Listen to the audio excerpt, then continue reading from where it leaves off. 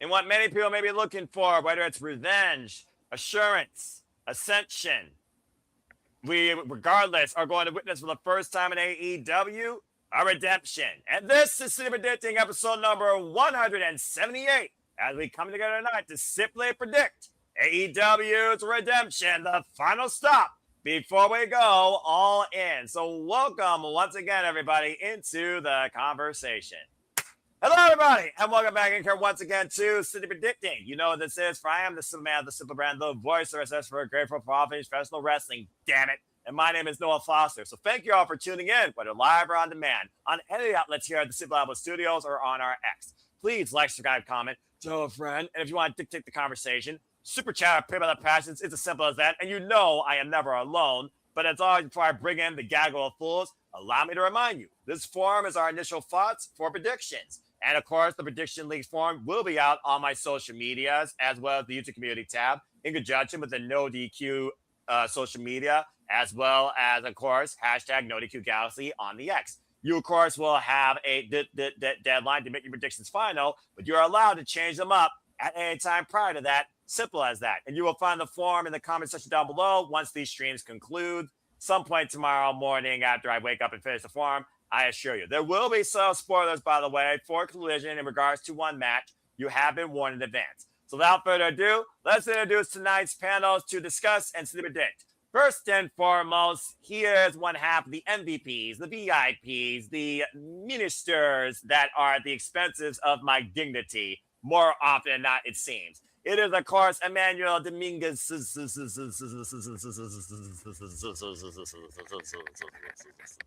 We also have the Renegade Wrestling CEO of Castagnoli Studios, social media brand ambassador for the Simple Alpha Studios, regular JJ Williams, and certainly last but not least, she's yours, she's mine, she's our all elite Canadian friend, Ash, as you have a fantastic for tonight's festivities. Let's go around the horn and see how everyone's feeling.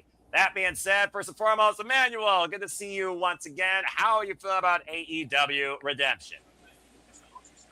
The pay-per-view is going to be kind of interesting, but they're going to kill it. That's always like any other AEW pay-per-view, no matter what card it is.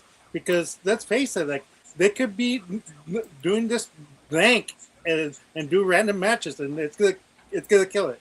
Let's face facts, they're gonna kill it either way. So no matter how the build-up is set up for this pay-per-view, they're kind of saving up for the next pay-per-view per se, but nevertheless, it's going to be an interesting one for those AEW fans out there. As long as you're engaged and entertained, you get your money's worth. And to your point, every AEW pay-per-view, average 9.25 out of 10, has succeeded against my wallet. And Matt Helms, the Fed, good to see you all as always. Faithful, of course, supporters and viewers and, of course, commentators. Listen about the studios. Truly, also, you are MVPs of your own class, and I genuinely mean that. And speaking of MVP, truly an MVP here, Canadian, but also just in general, not only for the Simple Studios family, but honestly, the self-proclaimed internet wrestling community. If you know, you know, folks. Truly coming into her own, letting her wings spread. It is always a pleasure to have here on any forum our Canadian friend Ash, who is also all elite. Ash, really get you Vash. How are you this evening? I'm good. Looking forward to be discussing this pay-per-view. I got this all set and ready for you, Noah.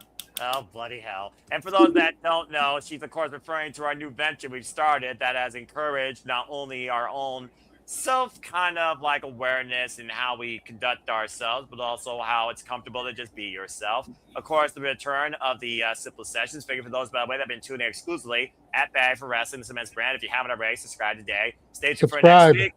Yeah, there you go. Simple as that. Again, stay tuned next week because it sounds like there's an activity planned for me. Oh, geez. That being said, whether it's an activity, whether it's shenanigans, whether it's something that I need to bring forward my level of responsibility and maturity, you can always count on this gentleman to bring the other side of that or book me for said role. But it's always a pleasure to have truly my right-hand partner in this predictions forum, the Renegade Wrestling, JJ Williams. JJ, how are you? Good to see you. Good to be seen.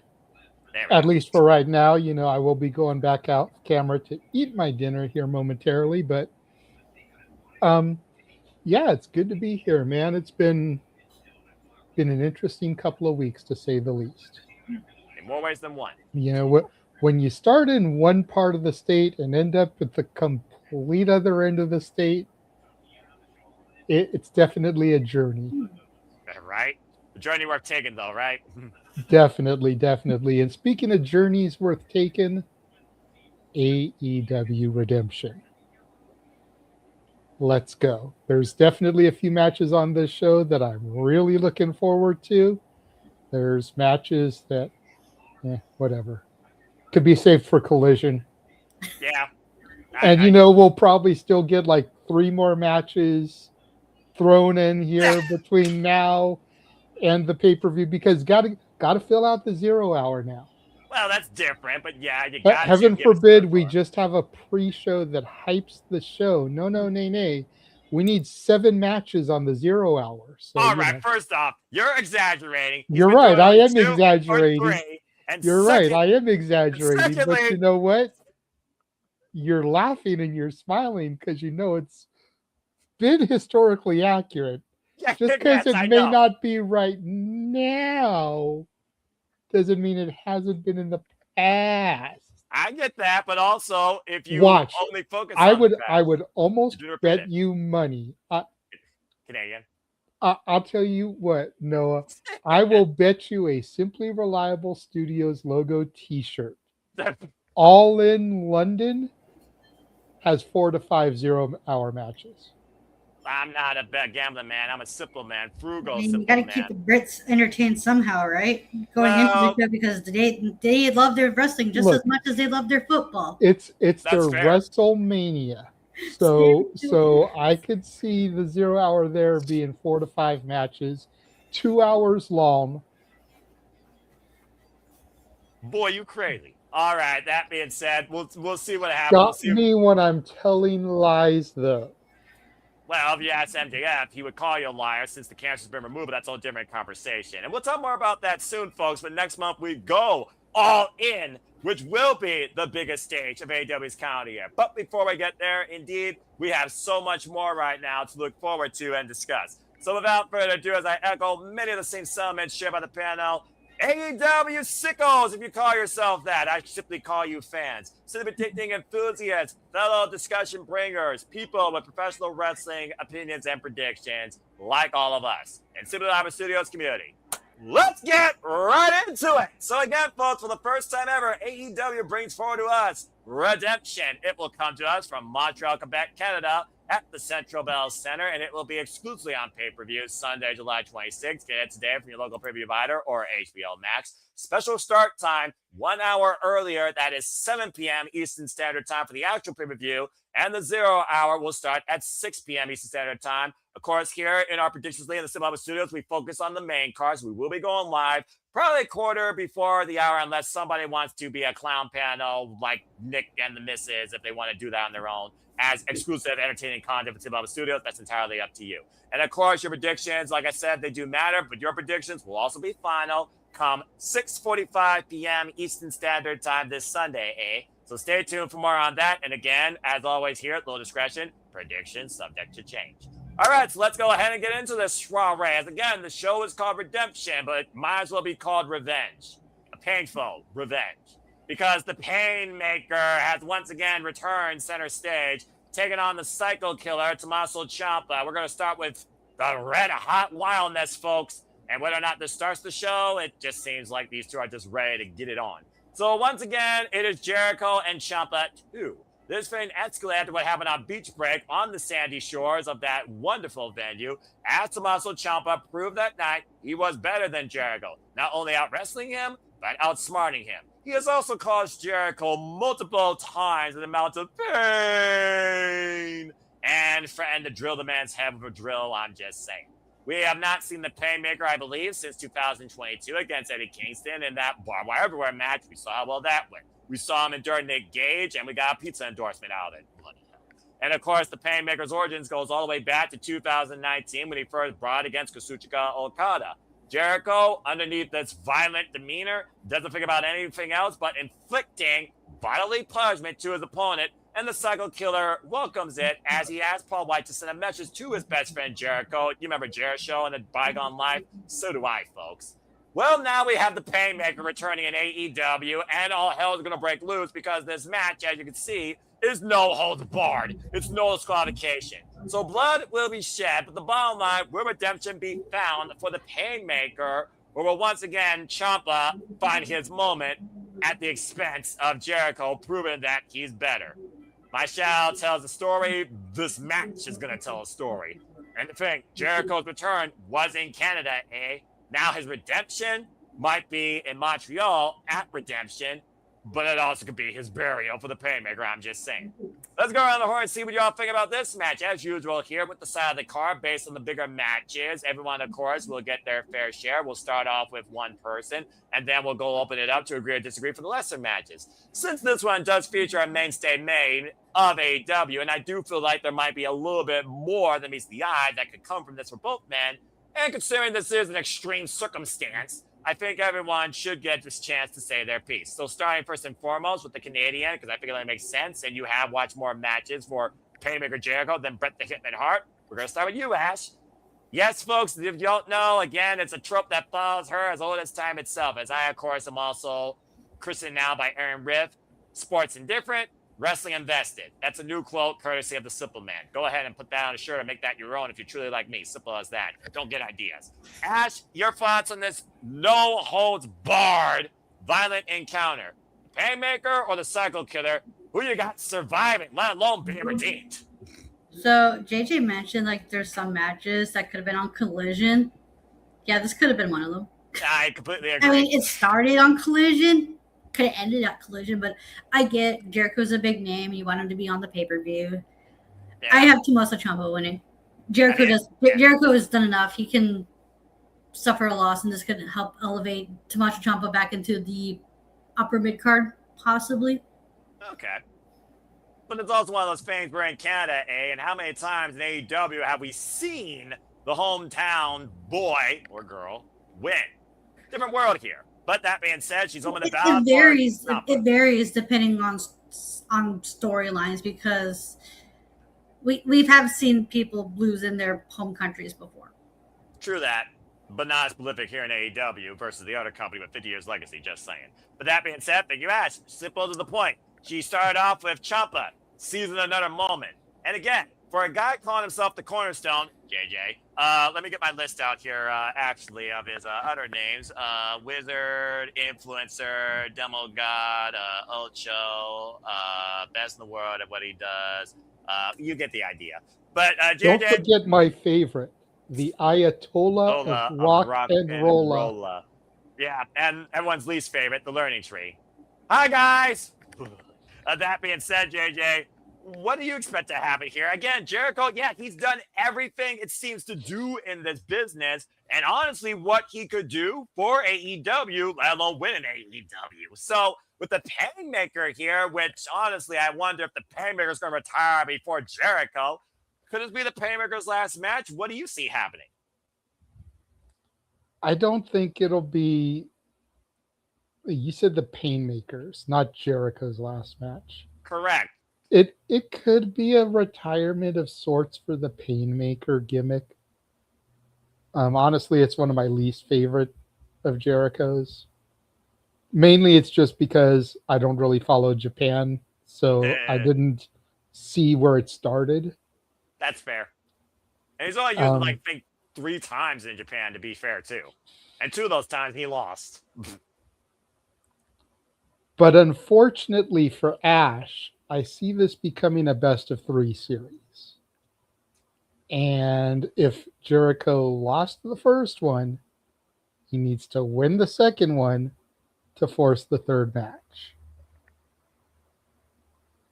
As old as the trope itself of wrestling rivalry. So you got the Painmaker inflicting enough pain to beat Ciampa at Redemption. Yes, I do. Yes, I do. Because, again, it's in Canada. Tony tends to lean towards giving the hometown people their, flowers, their victories. It's a good thing the hometown man doesn't wrestle for AEW. Otherwise, every town is his hometown and thus would be a victory. I hate the hometown man would be the the hometown man would probably defeat Kenny Omega for the AEW World Championship because he'd be undefeated. How could you prevent it? Throw that out in the ether is all I gotta say. No, I'm being truthful though. Bleh. Truth is truth is ugly. It's ugly truth. Oh, and I do have one small favor to ask tonight and going forward of you, if it's not too much trouble. What is it? Can my picks count instead of having to do the form, since you know what my job entails and how little free time I have to be able to do all that stuff currently? If that's what you want going forward, consider it official. Thank you, sir. If I do have a change, I'll DM you. I'll DM you. All right. But, you know, I understand we can't do it for everybody, but you know my job situation. You know how much I'm out working these days. I got you. Trying to spend the time to send that email in. Just I got so you. much on the brain. Thank you, sir. I got you. For some people, I do make that simple exception under the right circumstances, and you demonstrate that, and you also explain your case. And again, if anyone else has that case, I mean, they could speak now forever, hold their peace while we're on the air, or talk to me behind closed doors. That includes anybody down here. Again, I track like 80 plus people. Speaking of the All Elite League, again, there's a different Ash at the forefront right now, Ash. You've been bumped. So you have to try and restore your first place, but it's still a very close call. And I love that the women of the All Elite League are kind of holding things down. Yeah, thanks, Luck. Really let me down, man. Ash is probably the only person here who's going to get this joke, but I had to look around to see if Mike, not Stat Boy, but Mike was around before I started praising Jericho and putting him over. Oh, brother. Oh, God. Yeah, that's a space reference that y'all would only get if you participating spaces. Exactly. Mike's good people. He's just very anti-Jericho. Yeah. He's almost as anti-Jericho as he is anti-WWE in general. Fair enough. There are some people like that, and hey, there are different polarizations that make the world go round, and I guess in this case, in a painful world not involving Jun Kasai the crazy monkey or Nick Cage with a pizza cutter, we got the Painmaker Chris Jericho and Tommaso Ciampa in Canada. All right, so that being said, it's a split ballot. This is very interesting. Let's go to Emmanuel to split the ballot even further, or maybe be a possible decider if I don't go 50-50. Hi, Emmanuel. Welcome to City for Day.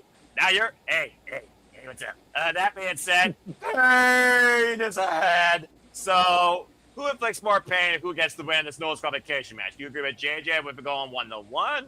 Or do you think Ash is right, where Ciampa once again sees the moment at the expense of the Ayatollah of Rock and Rolla in his darkest form? I thought for a second there, Ash is reaching at me, saying, "You better pick me." You are literally in a corner, so either one of them could bonk you on the head. Continue.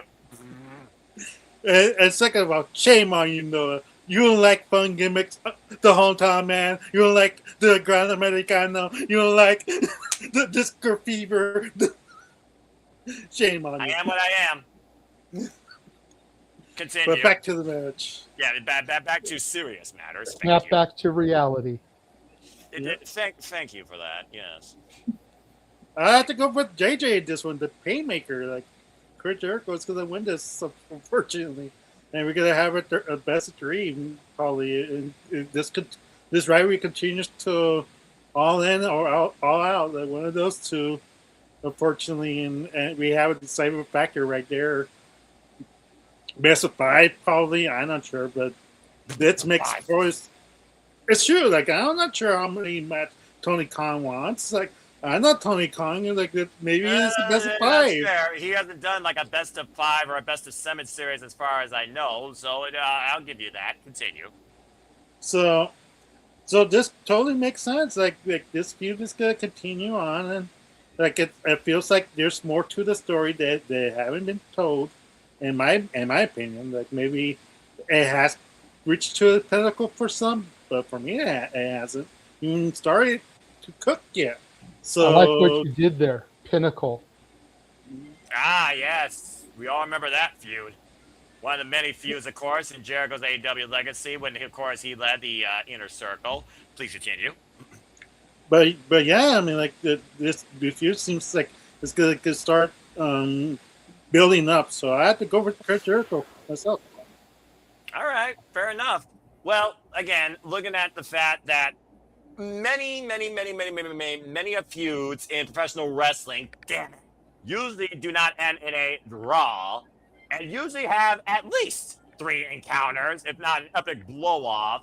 The fact that we see a different side of Jericho could play in Ciampa, still going after Jericho with the fact he hasn't out-wrestled him. What's next? Lionheart? But I do think that JJ is very much on point. And when this was made, I had to figure that there was going to be a violent revenge arc for Jericho or an identity of him. I absolutely am going with the Painmaker here. He wouldn't bring this out just for it to literally be the last match. Again, we don't know what Jericho's end game is as the cornerstone. Resign AEW. He still has more to offer, apparently, and he still wants to wrestle more, it seems. And right now, this feud with Ciampa is a very unique dynamic that challenges him physically and mentally. We saw Ciampa already prey on his psyche. Now we'll see how painful things can get for the Psycho Killer back in true form since being released from the Fed, as we've seen against Mark Briscoe. I gotta go with the Painmaker here. This does not end here, but I do think we get a violent pause after Ciampa gets effed up by the Painmaker and vice versa. But something tells me these two will be far from done with one another. Blood will be shed, but it won't be the final balance. I have the Painmaker winning as well. All right. With that being said, simple and to the point, and shout Sorry, Ash.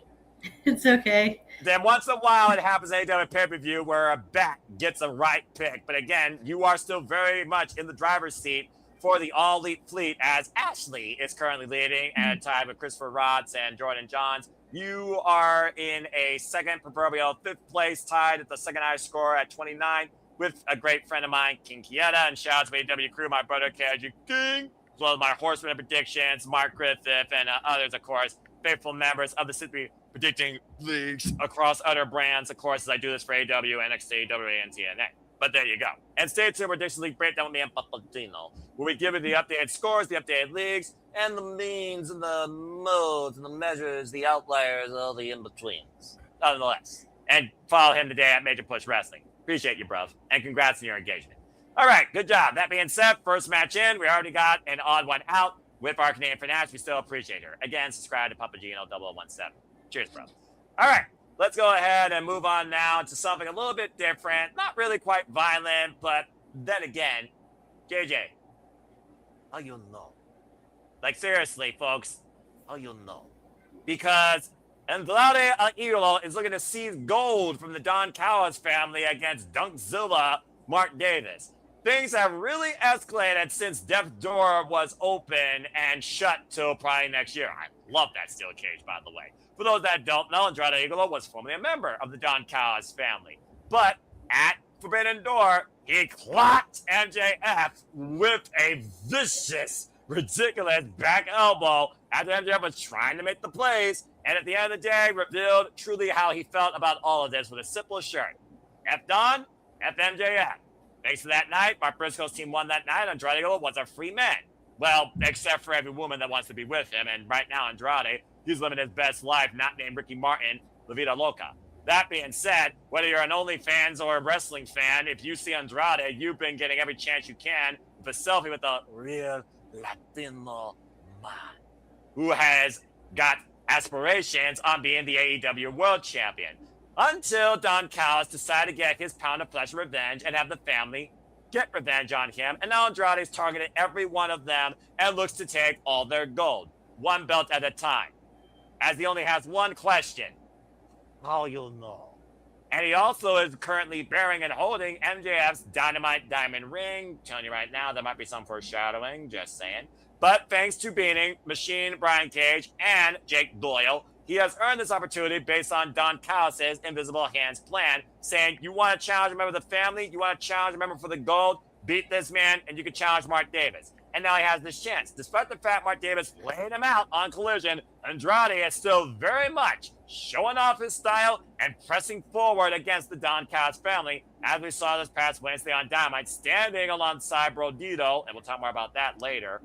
But that being said, Andrade Idolo versus Mark Davis one-on-one in what has been the continued story of the Don Callis family imploding. I can only imagine what would happen if Don Callis loses another piece of gold versus another family member. But that being said, how you know? Let's go around the horn and see if y'all think about this and if we have a brand new AEW National Championship or maybe a new development with someone else showing up. Maybe not even on the family's behalf. Amanda, we're going to start with you. So that being said, Andrade Idolo, how you'll know if he's going to be new AEW National Champion or if Dunkzilla retains. Go for it. I believe Andrade Idolo is going to gain championship. Ooh. And the reason why, Andrade has a grudge right now to a former Papa H, no pun intended. Yeah. And rubbed in his face what he just lost. And Tony Khan is going to say, okay, let's see what you can do with it. The people are going to tweet out, ooh, Triple H fumbled, Andrade Idolo. Yeah, he's now a champion. I don't use that statistic. I don't even acknowledge that, but I understand you're not wrong. Again, the community, toxic community. More toxic than Britney Spears' song. Continue.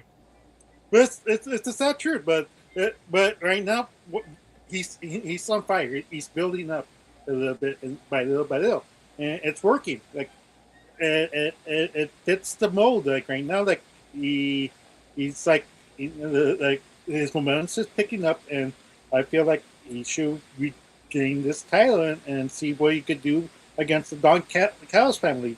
Is he gonna be the reason why they break up, or be partial reason why they break up? I'm not sure, but because we've been saying it for a long time, like the Callis family has done it all. Like we're just waiting for that ticking bomb to actually explode for that massive breakup and the end of the Don Callis family, and I can't wait to see it. So same for me, Andrade Idolo for the win.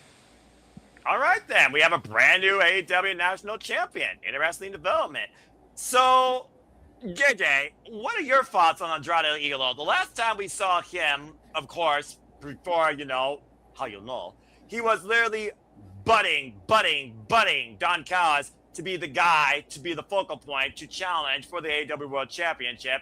And every chance Don Callis falsely promised him, another member was put at the forefront of him to the point they had MJF on negotiation, and Andrade couldn't stand it. We also know the bad blood with Andrade and MJF goes all the way back to House of Glory when Andrade tried to cost MJF his Triple B against somebody in House of Glory that night. The fact of the matter is, though, he's in possession of the Dynamite Diamond Ring, and MJF has not been seen since Beach Break after that loss to Kenny Omega. So, again, JJ, how you know if there's going to be a new AEW National Championship or a new development that takes Andrade Idolo in a whole different direction? What do you think about this? Do you agree with Emmanuel, which is a very rare situation? All right. So I have 3 things on this. Okay. Number 1. Remember when we talked about matches that could have been on Dynamite or Collision? See? This is one of them. Agree, but nonetheless. Number 2. What is Andrade's catchphrase? Oh, you know. Of course. Had to bring a Disney meme. Continue. That just annoyed me. Go ahead. Take 10 minutes off. You can't. You're the host. You're in the hot seat. Yep. You Number got me there 3, for the night. Clever play. Number 3. I agree with Emmanuel. I think we have Andrade as the champion. Wow. Because if we're being honest, and okay, look, I mean this with all the respect in the world. I don't buy Mark Davis as a singles champion. Oh. Okay. I just don't. Maybe if the FTW title was still in play, maybe. But any championship worth half a damn, I just don't buy Mark Davis as a champion. unless it's a tag or a trios title. That's fair because he's basically a better specialist underneath that work, but he's definitely trying with this. And timestamp this. Kudos to Tony Khan for trying, but Mark Davis ain't it. Mark Davis ain't going to put ass in seats. Mark Davis ain't going to get ratings. Mark Davis ain't going to push merch. I'm sorry. Put the belt on Andrade. How you know? All right. That being said, we got two. How I know? Look at the ratings. Look at the attendance. I don't look at that. Look, how much Mark Davis merch do you see on Shop AEW or AEW Shop? I don't even go there. Merch. I don't know. So how you know? That's how I know. Fair enough. So he knows what he knows. That's how he knows. Okay. That being said, don't play a drinking game. By the way, how many times we say no? KNOW. By the way, not the other word. That being said, thank you, JJ. That being said, Ash. So far, it's unanimous, and I'm going to put you on the ballot here to see if you go 2 in a row, being the odd one out. How you know? Because I pick Andrade, too. I also think about this. What's coming up in August prior to All In? Grand Slam Mexico. And the AEW National title is to be defended on all stages of partners in AEW. And Andrade just recently lost the IWGP Global Heavyweight Championship, which means he is heavily focused now on AEW Adventures. And he's a free man. He's his own man, so he can do whatever he wants. And is that actually a Mark Davis t-shirt? Yes, it is. So there you go. Wow, okay. Good to know. Only two. That's it. It's better than none. Yeah, I'm about to say there's some people that got nothing. But that being said, this is true. That being said, I think Mark Davis is going to have to rely more on that versus I Don don't see any Callis busted in the brain merchandise. Damn it. Well, yeah, that's because they're on ROH Purgatory right now, sadly. Yeah, and also they just arrived in AEW, so I'm going to give it time, much like the Rascals. They've been there for 6 months. They can get a t-shirt. Hey, I don't know who designs the stuff. Why don't you reach out to Teespring or their design team? That being said, timing is everything, and I do think the time is now for Andrade El Idolo to seize this title and stick it to Don Callis even further. But there's still something in the back of my mind that does make me wonder, considering he's been flaunting it. Could somebody get involved and interfere, or could this lead to maybe a different arc of revenge? Because we all know the devil doesn't forget. I'm just saying, when he came back for his new world, he did it at the expense of the man that took the world from him, Samoa Joe. Hello. Now, truth be told, took a fatal 4-way, but he still got his world back and his championship back. And the fact of the matter right now, he is nowhere in any way able to go all in. But it doesn't mean that redemption can't become his revenge. I do think Andrade wins, but I do think we get a development after the match, and I'm going to leave it at that. I got Andrade to become the new national champion as well, because I do think we are starting to see the cracks in the foundation of the Don Callis family. And him losing the piece of gold is a great start to further that echo sentiment amongst many people. How you'll know? That being said, it's 3 for Andrade Idolo. So, Ash, it's a hat trick. But can you make it a 4-bagger? Mm-hmm. Do you agree? Yeah, I was thinking of having Andrade win. And you know what's really sad? What? I forgot this title existed.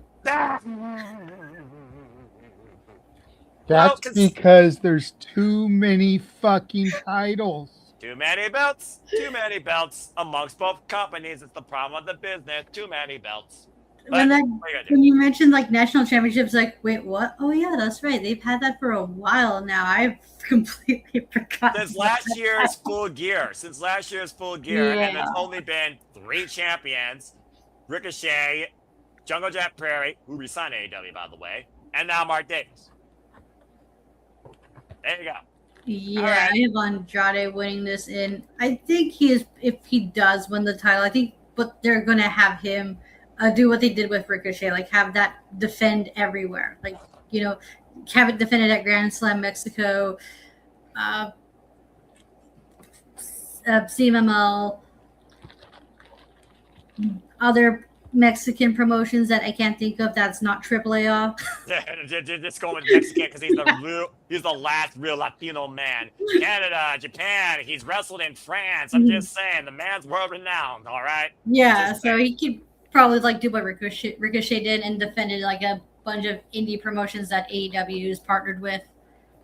Yeah, make it national because it's the national title. Maybe defended at some of the promotions that are, I don't know, on the My AEW app. Well, considering that's a new development, that's a great approach now. So I could definitely maybe see that in the works. We'll see what happens. Yeah. By the way, shout out to Maple Leaf Pro Wrestling. I love what they're doing so far. And again, Marvinello, it's so damn good to hear that man's voice on commentary again for a wrestling product. Still, F-Don Countless. All right, well, that being said, how you know? I know these. We all went with Andrade to become the new AEW national champion. Maybe we think he's better than Mark Davis, and we know it. And he'll get singles gold before his ex-wife. Damn! Yeah. It's harsh, bro. Stop me when I'm telling lies. He will never, ever, ever leave that woman alone. Good grief. All right. Well, no lies detected. All right. You do you feel better after that? Do you feel better after that now? Look. I'm nicer to her than I am to what's the hashtag, Safet? Purple hair twat waffle? I'm nicer to Charlotte than I am to her. Well, I mean, niceness should go always, but in humanity, there's just those points that niceness can't flow. And when it comes to Shida, there's no niceness anymore with her, especially against the it girl that has transcended what she can be in professional wrestling. But can she get the new face of TBS? We're about to find out. Still, Shida is best. Because now, Hikaru Shida will defend the TBS championship against Maya World. Ever since Hikaru Shida won the TBS championship, of course, going along with the record of Chris Statlander, because stats where it's at, damn it. Basically, Hikaru Shida has introduced this new modified bow and arrow submission called the Best of Shida, and has literally put Harley Cameron on the injury reserve self indefinitely. And also just did the same thing, maybe, to Queen Aminata, 2 successful defenses in, as Maya was stepping to the plate and sees her kendo stick. We've seen the It Girl take every advantage possible in this world ever since her star-making performance at Forbidden Door against Mercedes Moné, and of course, getting a pinfall win on Athena. Now looking for new opportunities here in AEW, trying to seize the TBS title. With Shida's newfound attitude, though, she's been virtually unstoppable. So the bottom line is this: will the It Girl shine, or will she get a shiner? And will Hikaru Shida make sure that she still holds on to the TBS title underneath this new identity, this new submission, and this new venture? Let's go around the horn and see what y'all think about this. For me, I'm going to start this one off. I think this is simple. When it comes to TV championships, I look at them as opportunities to showcase talent, but further develop your character. And we have seen that with Shida in spades since she returned to AEW and pretty much gone into business all for herself. And right now, she's been a fighting champion, and I'm liking this dark attitude, and I think this is a comfortable spot for her. For Maya World, though, 2 pay-per-views back-to-back, marquee matches, big opportunities. Again, only 3 years involved in this business. The sky's the limit for Maya World, but I don't think we get a WTF moment in Canada for the Texan. I think Hikaru Shida, and I don't think this goes the time limit. By the way, they do have 20-minute time limits. I think Shida does find a way to wrap her up in a pretzel, and I think she holds on to the championship. But Maya World's going to give her a run for her money. I got Shida retaining. I think this is one of the more simpler matches, honestly. So if anyone has a disagreement, I'll open the floor. Otherwise, we'll move on. Going once. Going twice. Okay, very good. But JJ, I do see you have a comment, so go ahead and speak your mind real quick and we'll move on. Yeah, I was going to say no disagreement. I was just going to say July 26th is not Maya World's day. August 21st is. Really? Death before dishonor. Athena has passed Roman's reign. Acknowledge that. Athena finally goes down at the hands of Maya World. That's a very, very, very hot take. But I honestly hope you're right. And stay tuned, folks. We will be coming. We have our Death Before Dishonor course here at the Simple Albo Studios. If you haven't followed us already, that's our Studio 2024 on the X. Manuel, I see your hand. What you got to say real quick? If she doesn't, then I'll be like, what? Tony Khan, we need to talk. We need to let it go. Let go of Athena's title reign. It's gone long enough. We don't need another year. It's gone longer than Ring of Honor history needs it. You might as well put that thing in a damn time capsule with Athena strapped around it. No one else is going to ever do that. Nobody. And to her credit, she's done it against everybody, everywhere with that title. And she fought that championship and defended and proved that championship more than most champions combined right now to hold a championship. That's crazy. And they weren't pushovers either. What a hot friggin' moment there. Anyway, that being said, all right. Ash, it's a women's match. Anything further you want to add?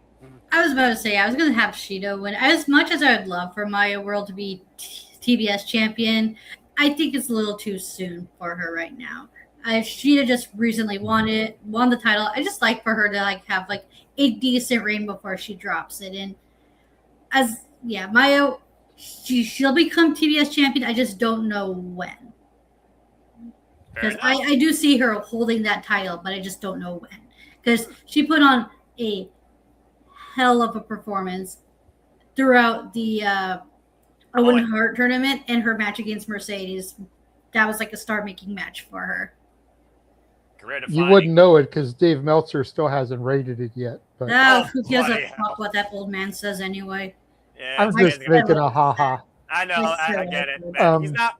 I'm not. What you gotta say real quick? I know you were, but still, it's just like. Anytime I hear that name, I'm like, it's very questionable. It's not a good look on his end too, especially given the two participants involved, right? I'm just saying, you're not beating the allegations, dude. Just give it a rating. You're asking people to be honest in this day and age? Ash, are you kidding me? Anyway, continue, Jay. I was just gonna say there's enough AEW belts that are getting hot potatoed. We don't need to add this one to the list. Agree. All right. That being said, all for Shida. The best of Shida for right now for the face of TBS. Okay. Well, that was a nice and simple match to talk about. Now, let's go ahead and talk about a match not for a championship. Believe it or not, there are some matches like that. Guns up and raise some steel, as we're not going to see a dog spayed or neuter, but we might see a dog let off the chain or left on the chain. Because what literally was the kickoff of the Savage King finally comes ahead against the very man he took the moniker from when he planted that flag in the dirt. And a shillelagh, for that matter, in the back of the man's head. Breathe with me, if you will, as the Switchblade Jay White teams up with Rockhard Juice Roberts as the Bang Bang Gang takes on the Dogs. David Finlay and Clark Connors in, you're reading that right, a double chain match. It does not say dog collar match, unless dog collar is forbidden in freaking Canada. I have no idea. But I imagine we're going to see steel swung around at nobody's safety in mind. And someone's going to be leaving with a lot of welts and probably choked out. Okay, let's go ahead and bring people up to speed on this little soiree, shall we? If you're looking at it from a long-term storytelling development, sometimes those words cringe me, but I understand why some people buy into that shit. That being said, this goes all the way back in California when Jay White was excommunicated not only from New Japan in the States, but by Bullet Club by David Finlay, who wanted everything Jay White had.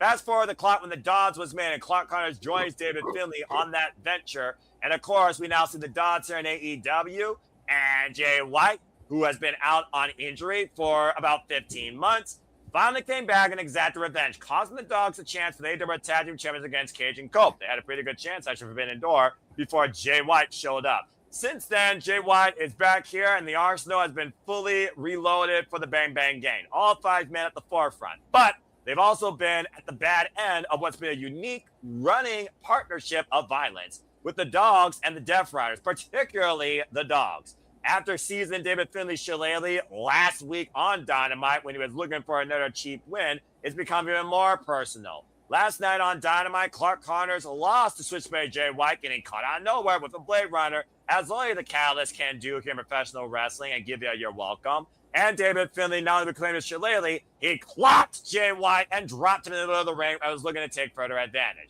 After Rockhard Juice Robinson came in like a bat of hell with a steel chain, we got this double chain match made official. So finally, after 15 months, and I believe what is 2 years, if not 3 years, David Finlay and Switchblade Jay White finally comes ahead in a double chain match. And I imagine the only way to win is via pinfall or submission. So do you breathe with the Switchblade, or will the Savage King leave the Switchblade breathless? Let's go around the horn and see what y'all think about this. We'll go ahead and kick things off here with Emmanuel. Emmanuel, what do you think about this unique exhibition that really is coming forward with Violence Unlimited, likely, this coming Sunday? Does this finally settle things and close the book with David Finlay and Jay White, or does it lead to maybe them finally going one-on-one, and do we end it with that? Does the shillelagh come into play again? And what side needs this win more, considering the Dogs kind of had a rough running so far in AEW, considering they've only been involved in this company for, what's the word I'm looking for? Oh, yeah, 7 months. Yeah, this is a tough predicament for the Dogs, because Jay White just came back and the Bang Bang Gang is back in full force. I was thinking that Bang Bang Gang, to be honest, Noah, for those viewers who are not into hardcore matches or bleed, do not watch this match.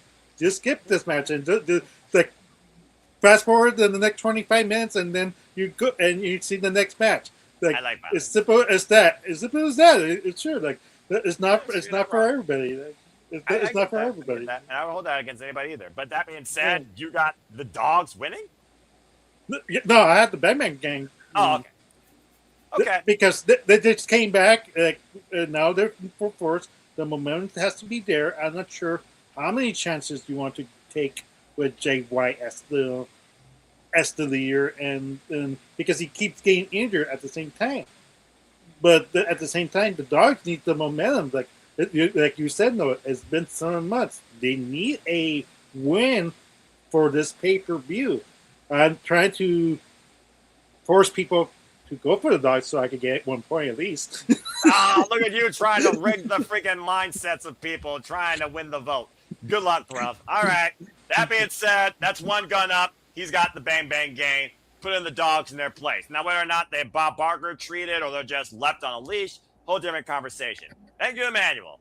Okay, JJ, what do you want to add to that regarding this violent tag team exhibition, where at the end of the day, the end game is going to be David Finlay and Switchblade Jay White? I guarantee you. Remember how we talked about matches that could have been on Dynamite or Collision? Yes. Furthermore, have the Dogs won a match that actually mattered for something? On pay-per-view, no. On TV, multiple tag matches, but that's it. Matches that actually mattered for something. Well, I mean, they beat... I'm not talking about little throwaways here and there. No. I'm not talking about that either. They have beaten former AEW Tag Team Champions a couple of times, but besides that, no. Okay, so the Dogs haven't won anything worth half a damn. Pretty much. What makes you think they're going to start now? I breathe with the Switchblade. Guns up. That's 2 guns up. All right.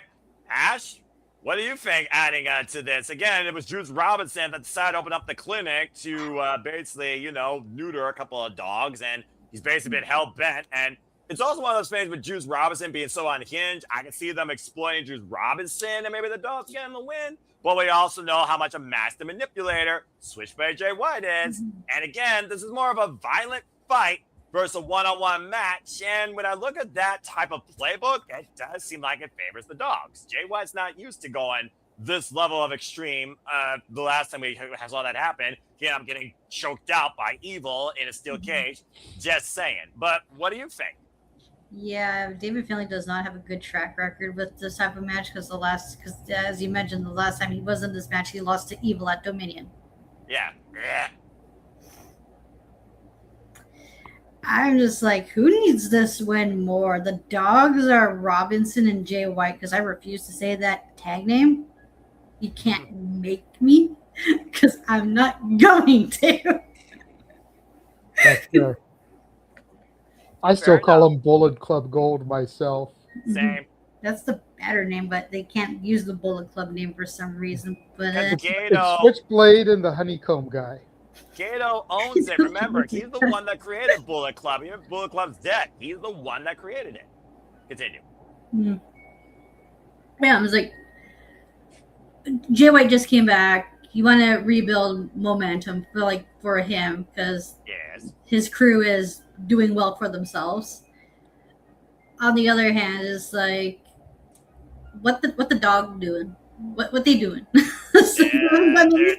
they're running wild. That's what they're doing. They're running wild. They haven't really done anything of substance, and it's just like, why bring them in? It's like, I get why they came in, but at the same time they're not doing anything with them. It's just you gotta have utility players to take a beating or dish a beating, I guess. Wait a minute. A wrestling company that brings talent in and then doesn't do anything with them. I thought that only happened across the street.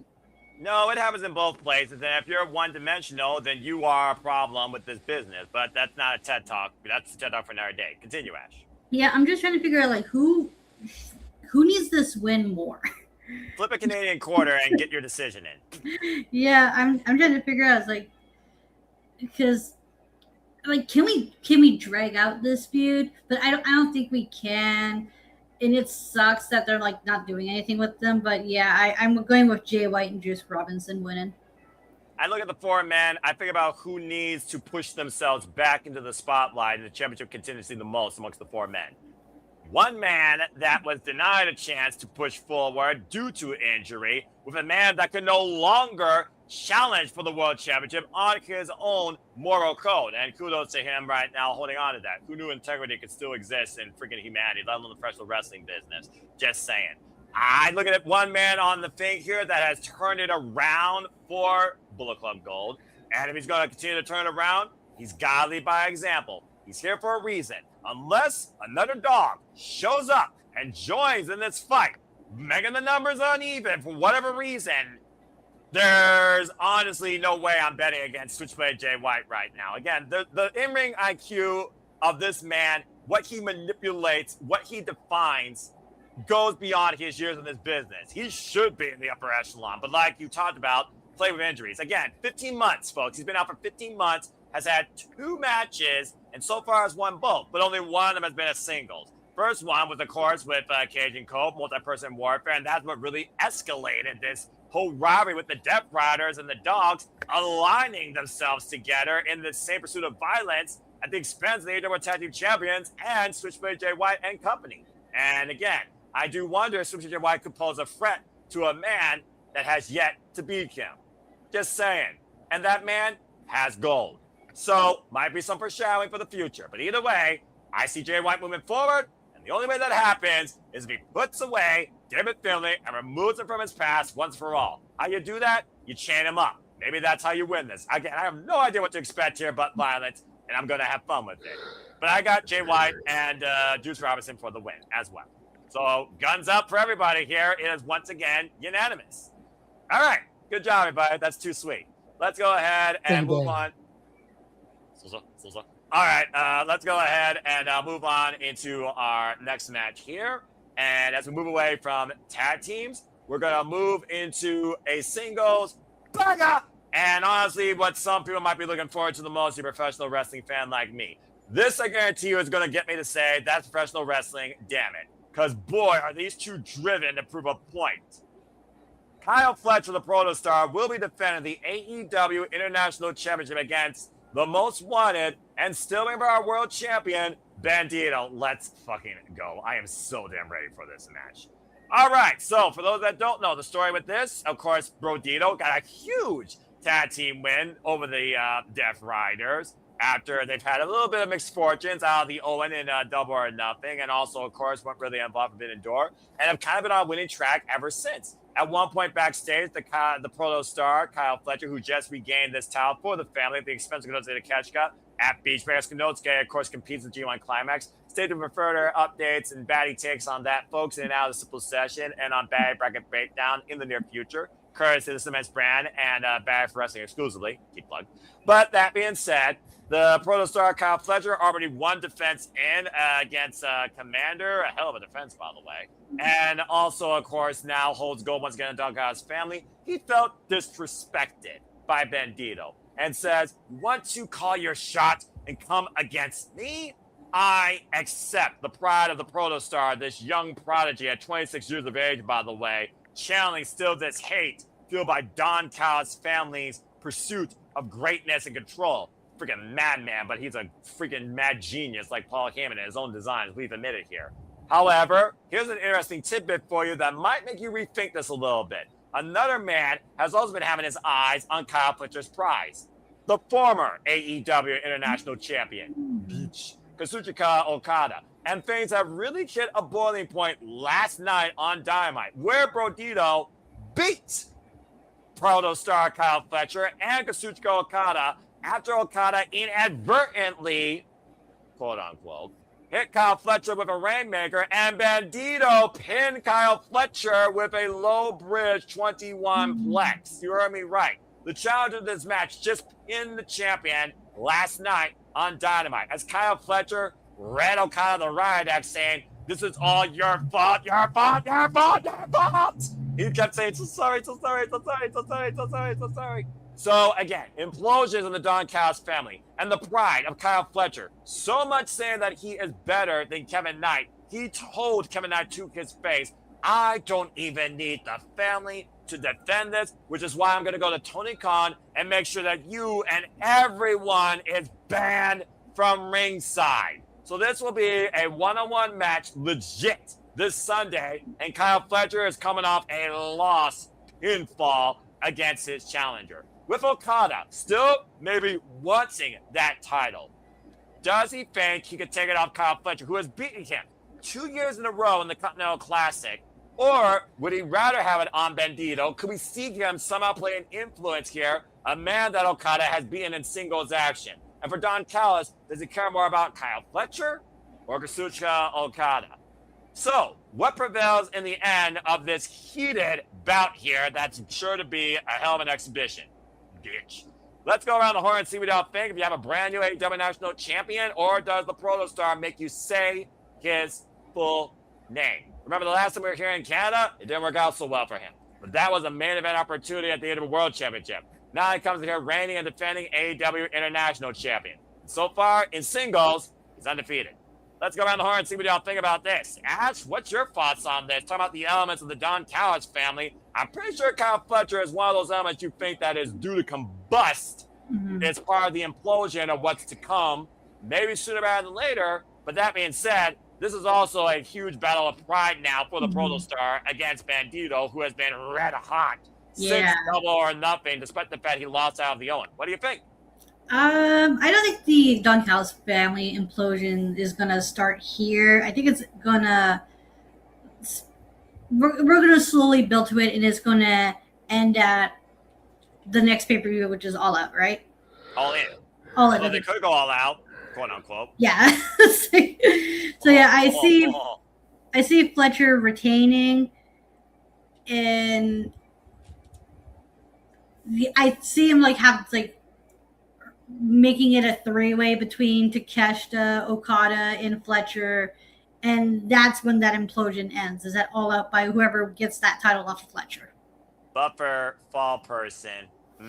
I like that a lot. And of course, All In will be after the conclusion of the G1 Climax, so that very well can happen. I do love me some Bandido.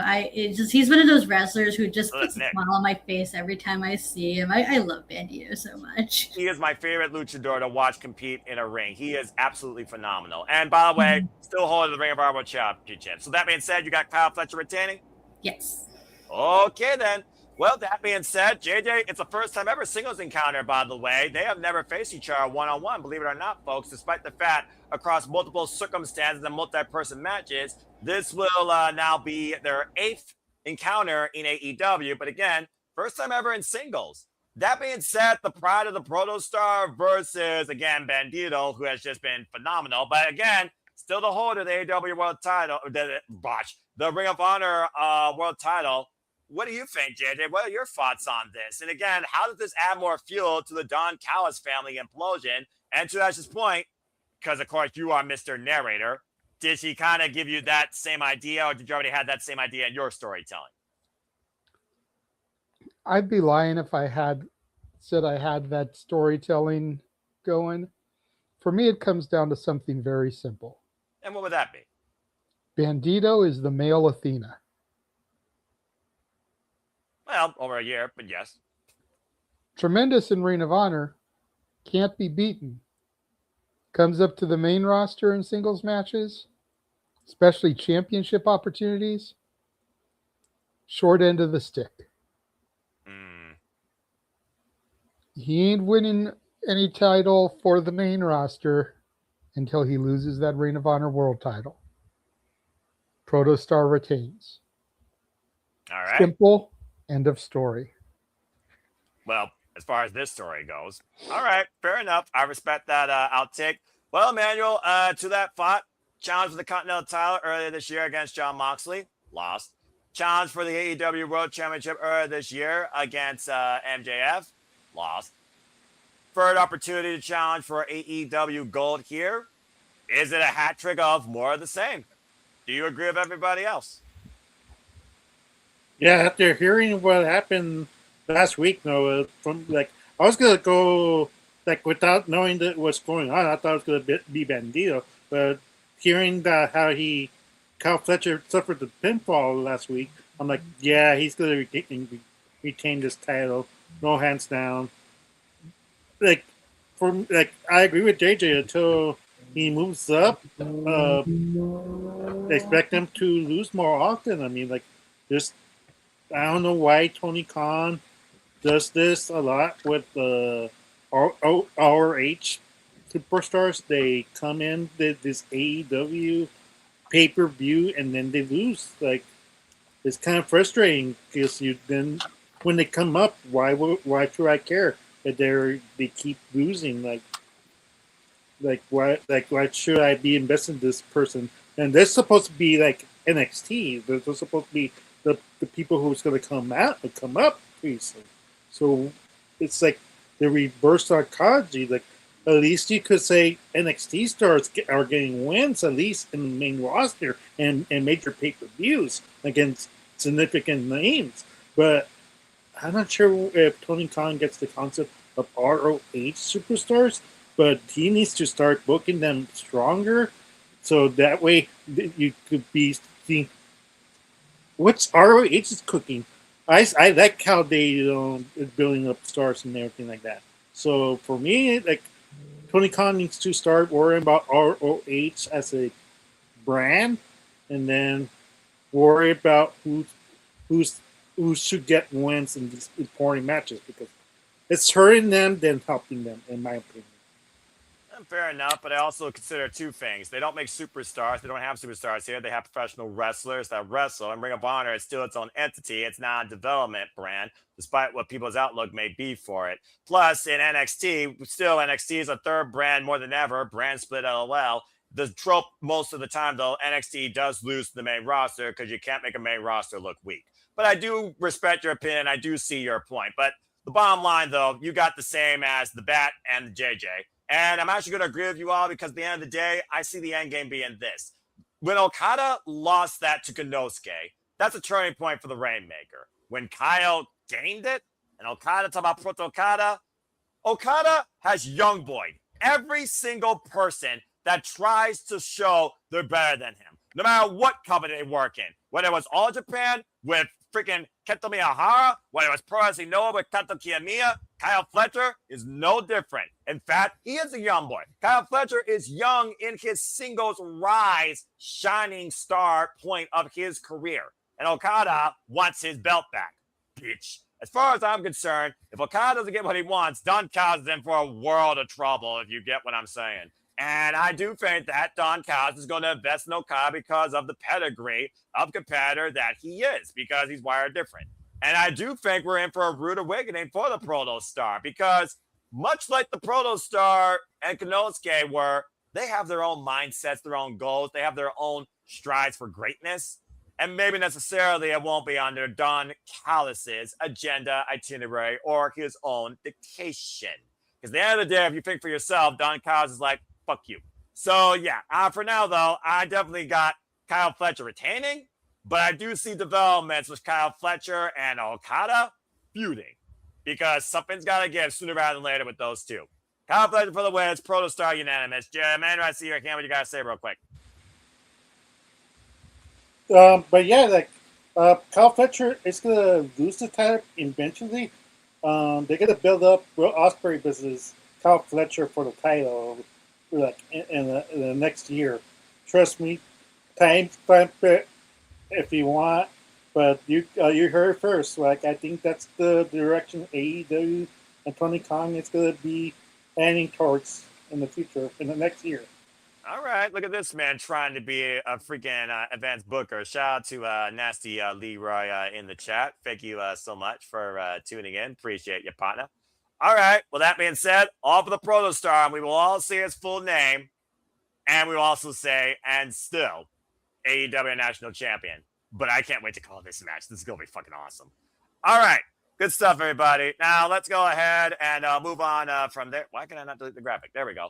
Let's go ahead and move on from there. We're getting down the horn here for the rest of the card, and now we are getting to, I would say, the thick of a few things, and then we got a cool-down match, because every AEW pay-per-view has that cool-down human car wreck, you know what I'm saying? But we're not going to talk about that yet. We're going to switch gears here and elevate the mood, or maybe the trust, or maybe the tension, maybe all in between. Because basically, Will Ospreay wants to get some reps in alongside Jon Moxley, and Jon Moxley has had an equal relationship of woe and also just a distrust for all things elite. Well, it does become more elite than the Young Bucks, JJ's favorite tag team, and he'll kick things off as Jon Moxley and Will Ospreay will team together. And by the way, folks, they are undefeated as a tag team so far against the Young Bucks, who are looking to maybe get one step closer to the AEW Tag Team Championships.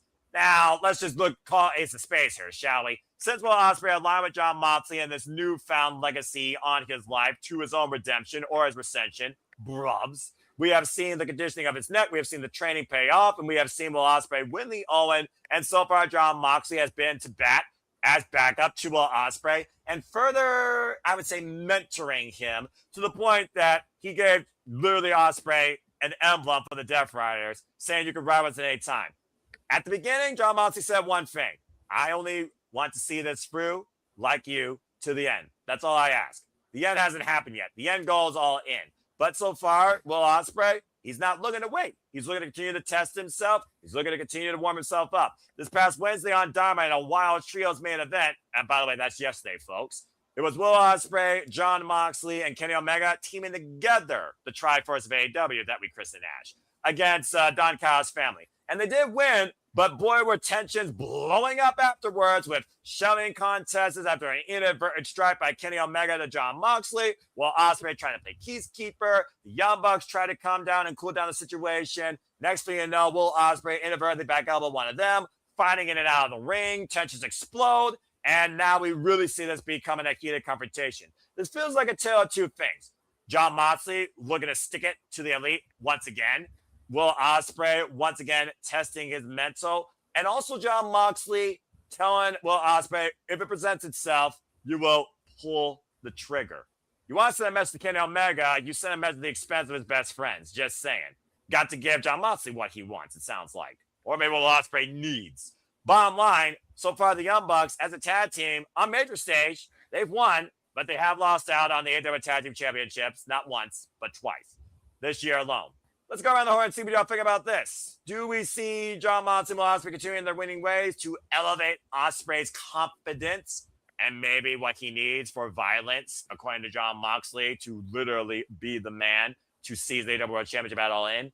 Or do we see the Young Bucks, the much more experienced tag team, continuing their winning ways towards maybe the AEW Tag Team Championships? Something's got to give. Let's go around the horn and see what y'all think. I think JJ is going to make it short, sweet, and simple because considering it's his favorite tag team in AEW. Hi, JJ. Will Ospreay, Jon Moxley. What do you think about this pairing? What you got to say regarding this? Does Will Ospreay pull a lethal trigger if Jon Moxley sets him up for it? Or is it just maybe more of, I'm ready, bruv, but I'm just putting more reps in? What do you think? Oh, look, they're making a Joe Hendry Elite figure. Oh, that's an interesting tidbit. But that being said, continue your thoughts.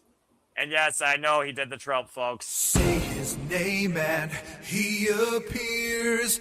I believe in Joe Hendry. Although he's doing jack shit right now in the Fed, but that's a whole different conversation. Continue, JJ. They're also making a Mr. Iguana and Layeska figure. Well, people will buy anything they want to waste their money on, especially kids. They'll buy any dumb shit until you return to Target. Hey. Let's not insult and make it just about kids. I actually want to buy this. Well, that's They're also doing a Finn Balor Demonito. So you can get Mr. Iguana Layeska and Finn Balor and Demonito. Also, what's wrong with buying dolls, Noah? Like, come on. There are far better ways to spend your money. That's right. You can. But it makes me happy. You can go and buy a Simply Reliable Studios T-shirt. Link is in the description on YouTube. All right, so he's got Will Ospreay and Jon Moxley. Moving on as he's turning Actually, this into a promotion. What? Actually, you are not. I'm actually contemplating Matthew and Nicholas because there's no heat between Omega and Ospreay going into All In. You are right. It is babyface versus babyface. The game of one-upsmanship. So something as simple as a miscommunication that allows the veteran brothers to pick up a victory over the champion and the number one contender could be all we need to get the ball really rolling for the next 30 days.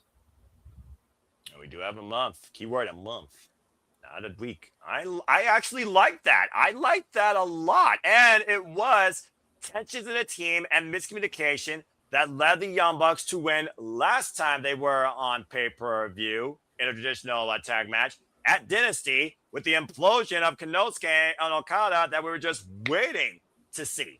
And that kind of was basically two heels at that point, but we all knew Konosuke was babyface. Here, though, the lines are blurred with Jon Moxley. We know Ospreay's babyface. But to your point, Omega and Ospreay, tremendous respect, support one another, always be at the back of each other, always testing their mental, always raising a bar. But here, we're not seeing the so-called aggressive Commonwealth Kingpin side of the bruv, and that could bring it out. I actually like that. So you got the Young Bucks winning. Sad but true. Okay, then. That's very interesting. Where's Soto? Timestamp it, Soto. I picked the Bucks. You heard it here, folks. He picked the Young Bucks. The world is ending as we know it. The end is not. The end is not. No, I'm kidding. It's the end of the world as we know it. That's not copyright. That's not public domain. It's the end of the world as we know it. All right, moving on. Be careful, JJ. Remember, the man in the suit's in charge. Emmanuel feels fine. Yeah. Take it away, Emmanuel. All right, Mr. Segway, I was going to go to him, so let's go ahead and tag Emmanuel in. Another Young Buck at heart, but also a fool at heart with a shot club waiting to hit him in the back of the head. Emmanuel, do you agree with JJ? This is interesting. How dare you bring the chocolate, man? I always know that your stupidity is not too far away from Arlene's sisterly mentality. Continue. Well, Arlene's not here during that, so I'm in the carrier. Anyways. All right, fair enough. I bought it in I'm telling you, those chocolates move like boomerangs. They go back to you, You mate. could throw it from work and it'll enter the frame, smack him upside the face, and return to her at work. Yep. It's 100% real here all the time, Nasty Leroy. Simple as that. That goes for everybody here when it comes to what we Leroy generally knows. agree. Leroy knows. He's been in the I know. spaces, and shout out to the Nasty Man. Check out the interview in the archives. Keep plug. He knows. We know how you know. Because we know JJ. Everyone knows JJ here at this point. If you don't, say hello to the Renegade Wrestling JJ Williams Castagnoli Studios. Anyway, that being said, Manuel, continue. Good grief. I was going to tell you, though, like, I bought myself an Emmanuel T-shirt, but unfortunately, it has not arrived yet. So I can't even play my word. What's up with that? It only recently shipped, so in theory, you should have it. You might have it by the SummerSlam predictions. Okay. And yes, folks, stay tuned. Next week, it will be game time to be determined. Penciling currently right now, 1 week from the day, same time. Stay tuned for official details. Continue, Emmanuel. And your Bloody Tickers one shipped a while ago, so you'll probably be receiving it any day. I got it yesterday. Woohoo! Congratulations. Nice. Before we go off the air, you got to hold it up and show the camera. Oh, I was going to wear it up for shenanigans on Saturday. Oh, okay. That's even that better. Worked. Even better. On-screen promotion. That being said, back on screen to predictions. Continue, Emmanuel. You know, it's like we don't want to talk about this match, but I've been trying to delay the inevitable to talk about this match because this pairing does not make sense at all for me. Will Ospreay with John Moxley, like it's like the baby face is like it's like the baby face Cody Rhodes just joining the bloodline, just going, yeah, okay, without question. Okay. I mean, to be fair, they did that before. Remember, he teamed up with Roman Reigns, but that's a bygone line. Continue.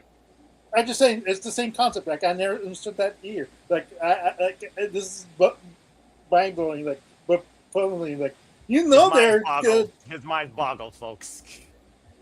Because it's like, you know what's going to happen. You know you're going to get betrayed. Why are you acting and helping them out and acting nonchalant? The backdrop and that he wants something out of you.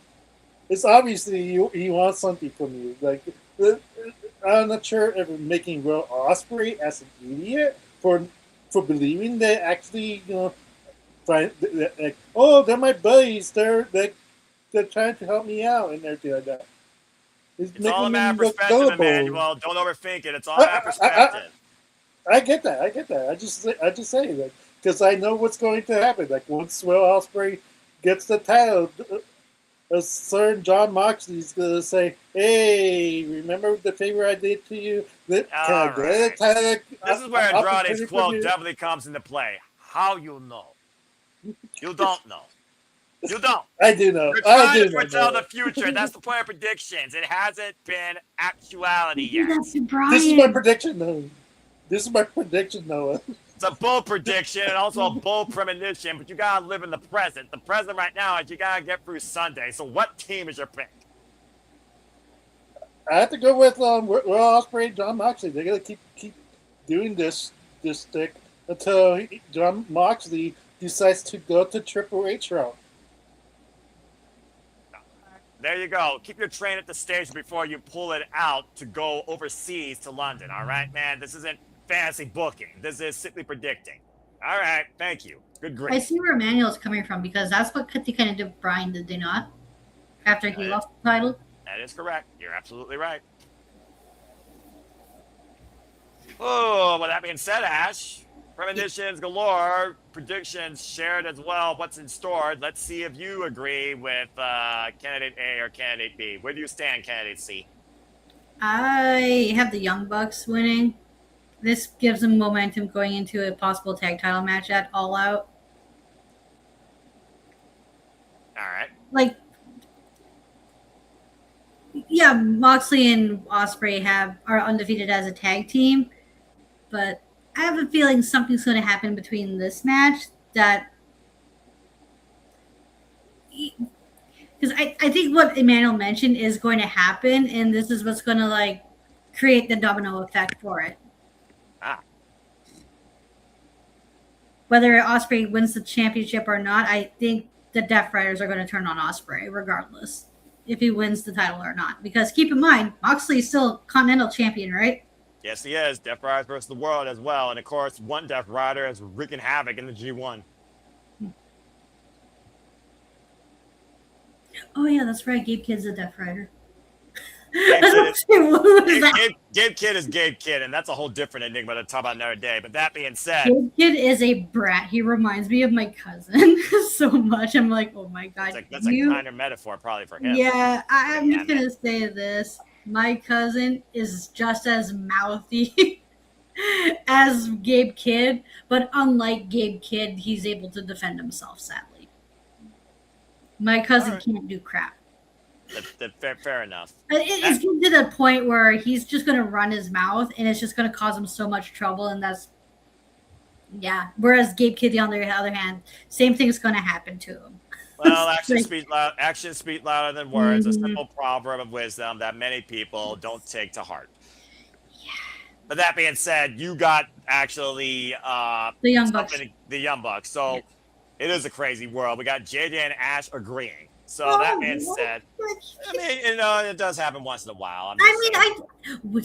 Have I said I hated the Young Bucks? I haven't heard that. Exactly. Like, no one knows my stance on them, so Keep it to yourself unless you want to share it. Then I guess. exactly. I'm just gonna say right now, I agree with JJ that they're gonna win.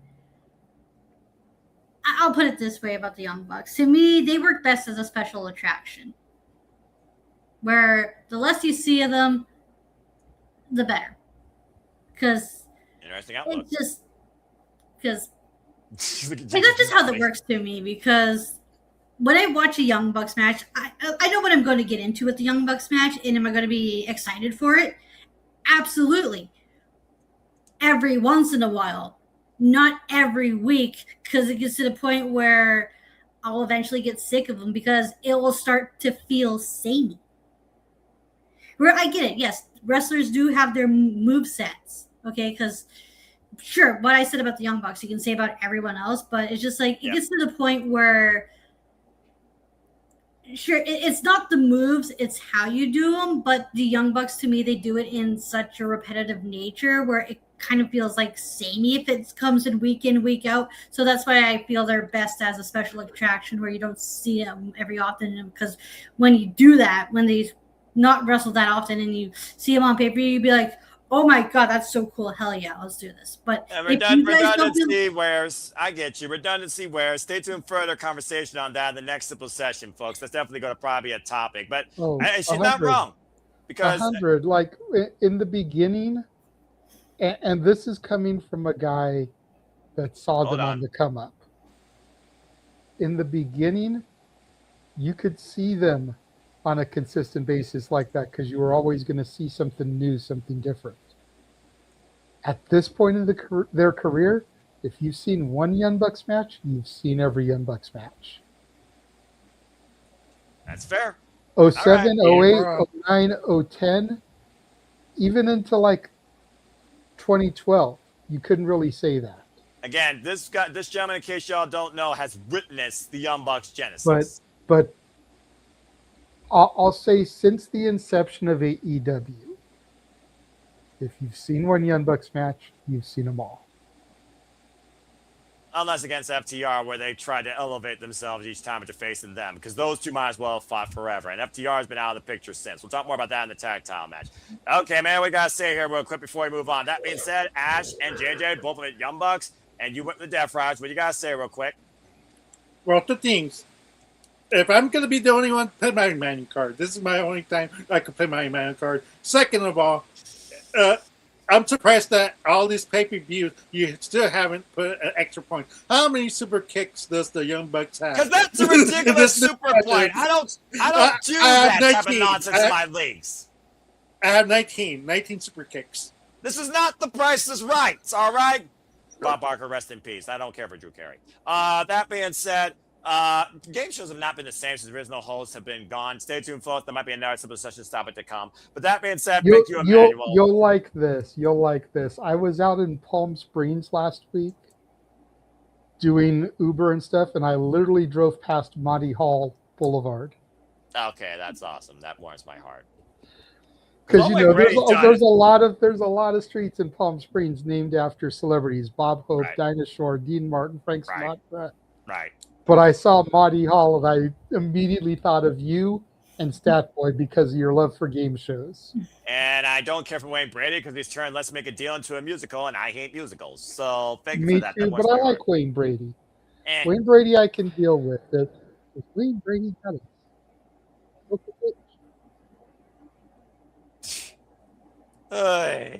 The game shows, the way they run nowadays. All right, that being said, Emmanuel, you're not playing your manual card because there's a reason I'm in the lead, but sometimes you just go wild.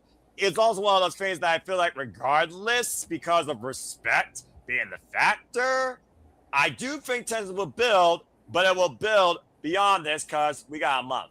I got Death Rider and Ospreay.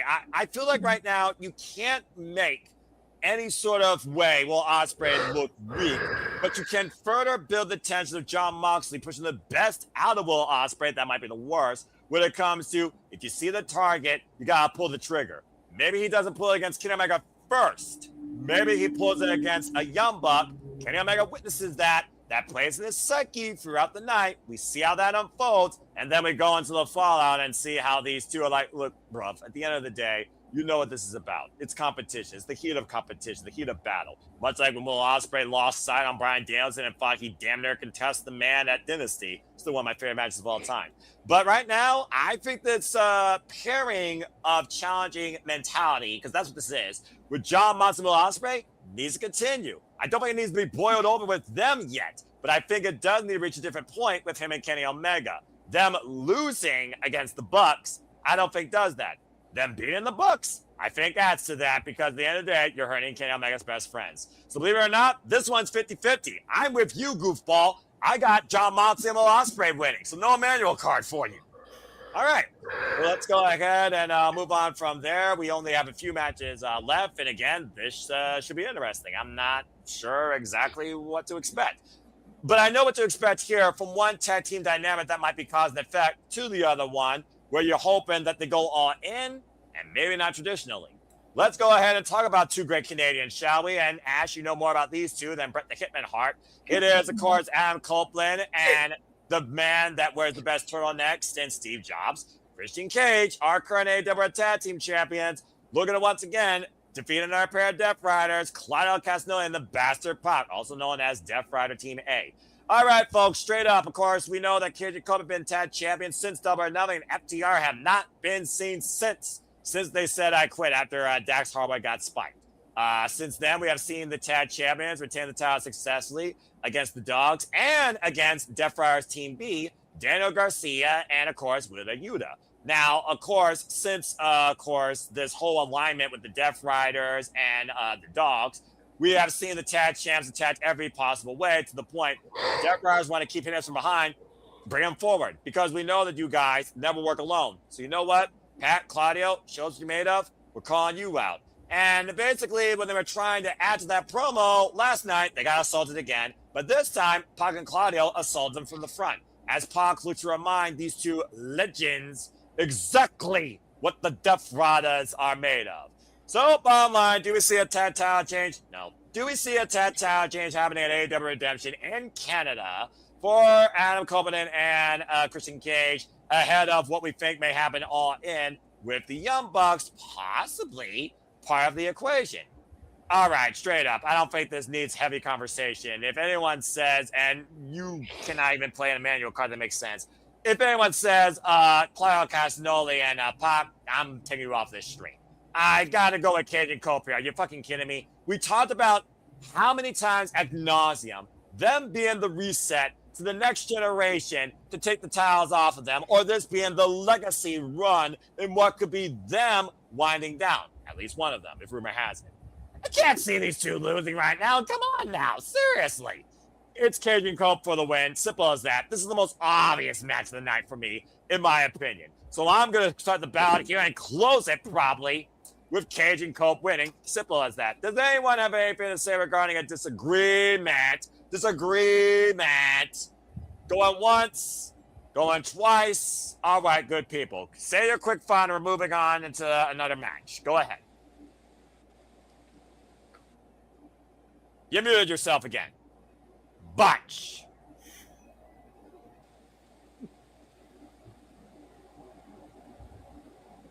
Okay. Just mind me. So, Okay. Sorry about that. My computer's lagging. Yeah, I'm about to say, Anyways. might need to refresh, but continue. Say your thought. Yeah. Anyways, yeah, like it's kind of sad where Claudio is falling. Like there was so much promise back in the day when he left for WWE to AEW, and people were saying he was the most utilized and he was the most likely to become world champion. and he's still. He's been two in different world mid-card. champions, just not the champion yet of AEW, but continue. But yeah, and second of all, that picture is weird. I don't like that photograph. I don't know what they were thinking as a poster.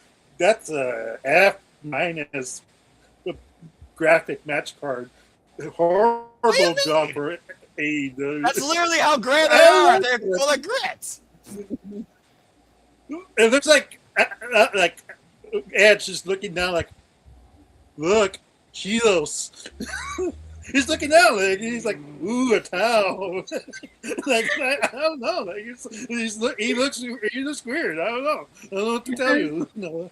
I was about to make that same joke. I was like, what the hell is Copeland looking at? What's he looking at? Who's he looking at? Why is he calling Claudio like that, you know? Cockeyed. I can see kind of what you mean. All right. I kind of can see what you mean. All right. I'll let that slip. That being said, thank you, Emmanuel. Graphic aside, we all got Cajun Cope because that reeks of awesomeness.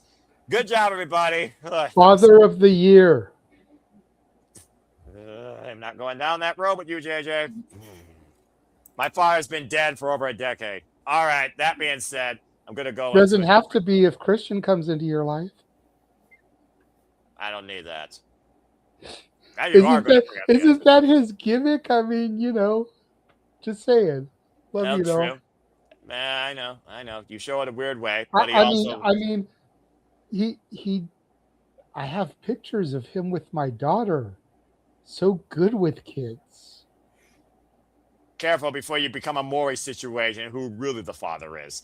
All right. Well, moving on from there. That's fair, because I do remember distinctly going to what was then Staples Center before there was a parking garage across the street. So we're talking that long ago. Okay, fair enough. And Christian rolling by on one of those golf carts, flirting with my girlfriend who would become my daughter's mom. Bloody hell. You know, so like, who's to say? I give you that. I just did that to get the reaction from Ash. Thank you for playing into it, Ash. You drove her batty. Go figure. You drove her batty. All right. Well, that being said, we all said Cajun Cope. But you know what, Ash? When you're driven batty, I only got 2 words for you.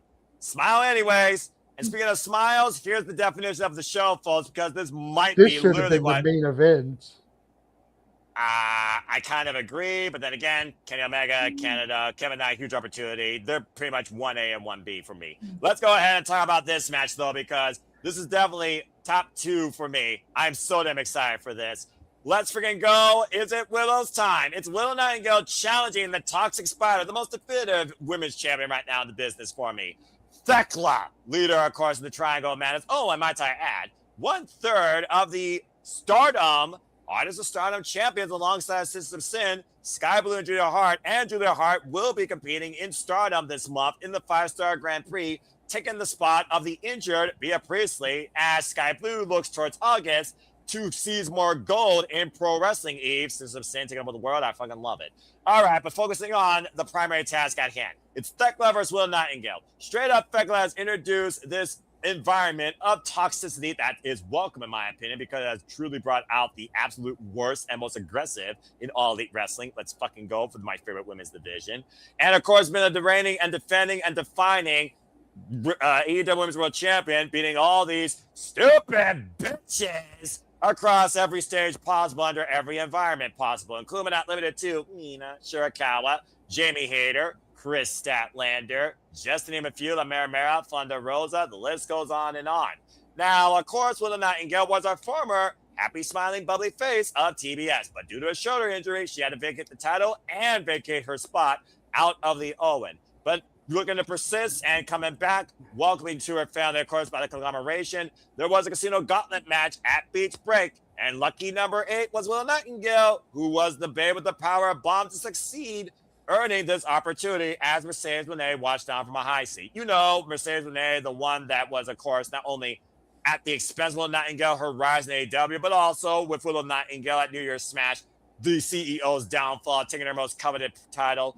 The bottom line, folks, you are looking at a match that will define our all-in AEW Women's World Championship, where Mercedes Monet awaits the winner. And last week on Collision, of course, with Renee Paquette, she says she doesn't matter who wins Sunday. I'm ready for both. And Mercedes Monet has never faced Thekla, and Thekla has never faced Willow. It's the first time ever one-on-one encounter for a show that's called Redemption. It might be the ascension of everyone's favorite bubbly, unorthodox babyface of professional wrestling business. So let's go ahead and see if you all believe there will be a brand new AEW Women's World Champion, or will AEW remain to be toxic? And the Triangle of Madness runs forward. JJ, I'm starting with you for one primary reason. You love Willow, and Willow is literally the babyface of the Simply Liable Studios. So that being said, define what goes all in and who leaves Sunday with the AEW Women's World Championship. The floor is yours. This is one of those matches that I feel pretty cut and dry. Safet's in the chat saying this match is a toss-up. I know I give him a hard time sometimes, but I disagree here. Willow's taking this. Period, point blank. There's a lot of talk online. Go ahead. A lot of talk online that I know you're not privy to because you don't click, that you don't scroll. Damn right. Ash is in the spaces. She's going to know what I'm talking about here. There is a lot of talk online that Willow was never injured. There's a lot of speculation that they did this just to get her to this point without her having to be beaten.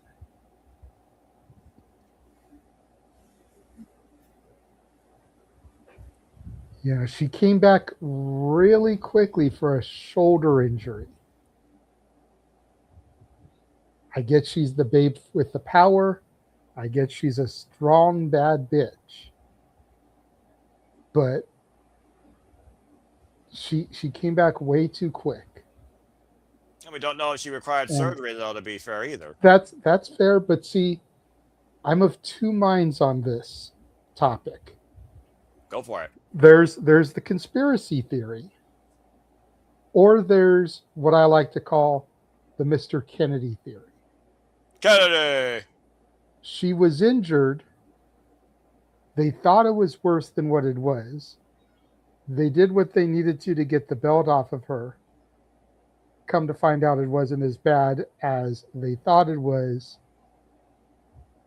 and they didn't really need to do anything. A la Kennedy and his Money in the Bank opportunity. Yes. Either way, we have too many good guy, or bad guy matches going into AEW's WrestleMania. We need a classic babyface heel. Willow is the ultimate babyface. As you mentioned, the babyface of the Simply Reliable Studios. Beat out for Babyface of the Year last year. She won the award. Correct. Over some top-tier talent. Cody Rhodes, Punk, Jey Uso, Joe Hendry. We don't have to do the gimmick again. No, we're not doing the gimmick. The only female, the only AEW beating out those people says everything.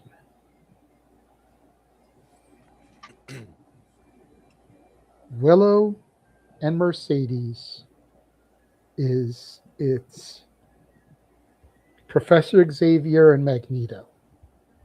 It's Superman and Lex Luthor. You know, it's Batman and Joker. New Japan Strong Finals. TBS title. World title. Willow beats Thekla. Loses it to Mercedes at All In. Ooh, look at you with the premonition. All right. And then we'll probably run back like we did the TBS title, and Willow will eventually be the one to defeat Mercedes after she's had her run. But she's the catalyst to get the belt to Mercedes. On take. In just under a month, just like the TBS title, I believe that was 35 days. You'll be correct. This is going to be roughly the same amount of time. But you got Willow getting the moment this Sunday.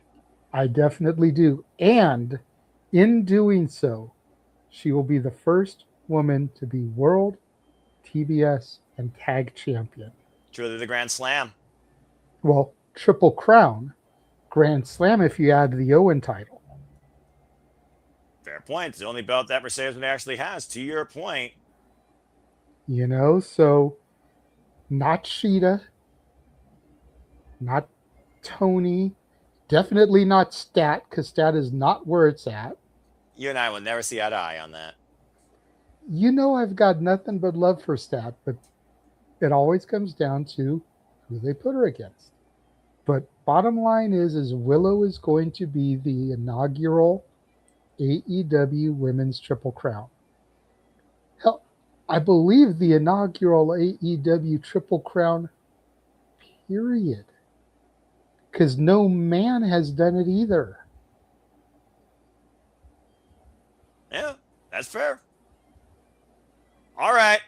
So that being said, Mox hasn't been tagged. I don't think Kenny has won tag or a mid-card title. He's won the tag, but not the TNT. Okay. So he hasn't held a mid-card title. So I wasn't positive about the tag. So that's fair. But there's nobody in the men that will have done it either. All right. Fair enough. I'll give you that. But that being said, for our Sunday, keep the train at the stage for now. You got Willow becoming the new AEW Women's World Champion.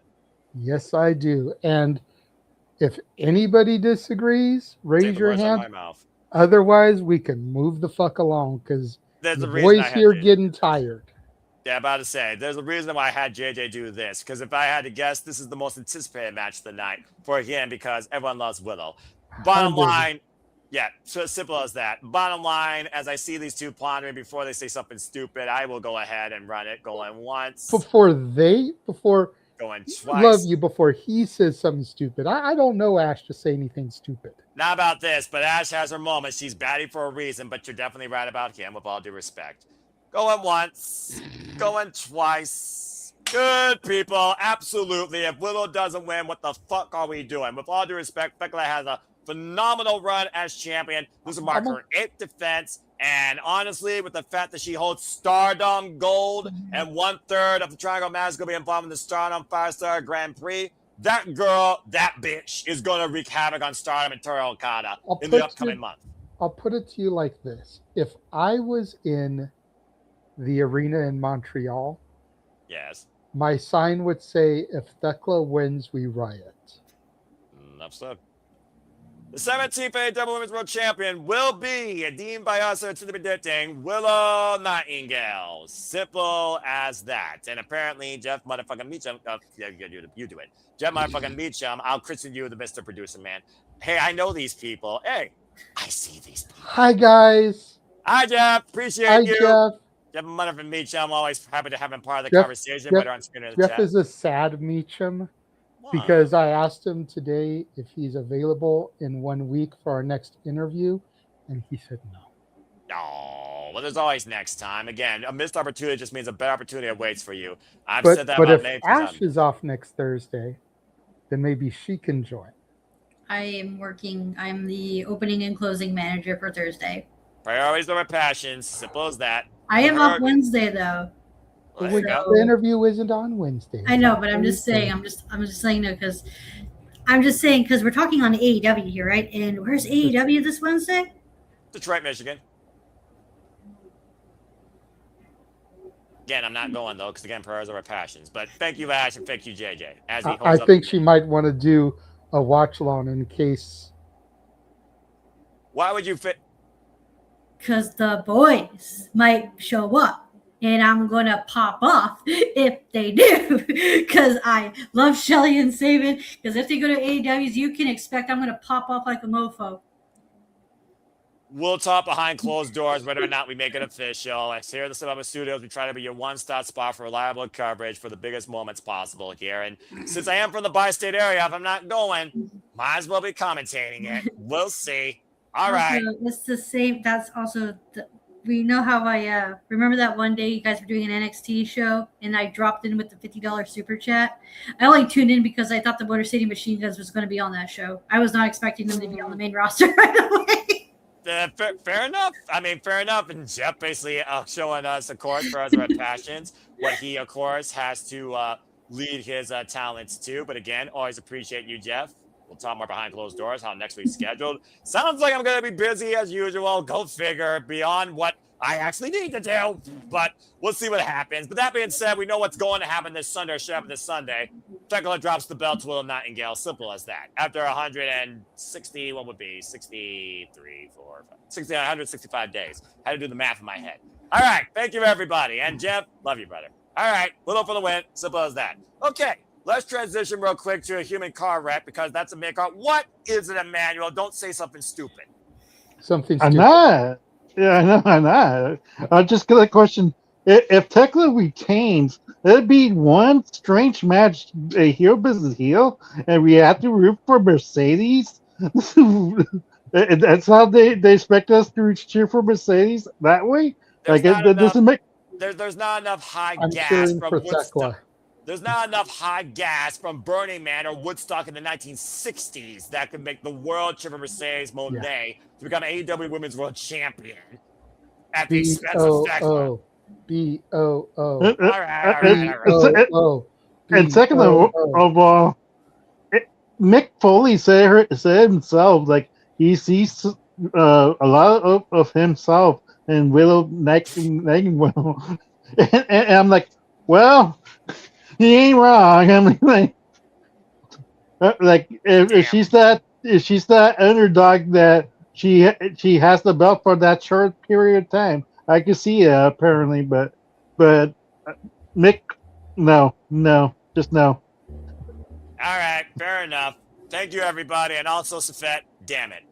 All right, let's move on. Let's have some fun. Let's throw some names because you all know what time it is. It's time for the cool-down match. Much like what Nick and the Missus saw at All Out, we got a ladder match players, and it will determine a new number one contender for the AEW International Championship.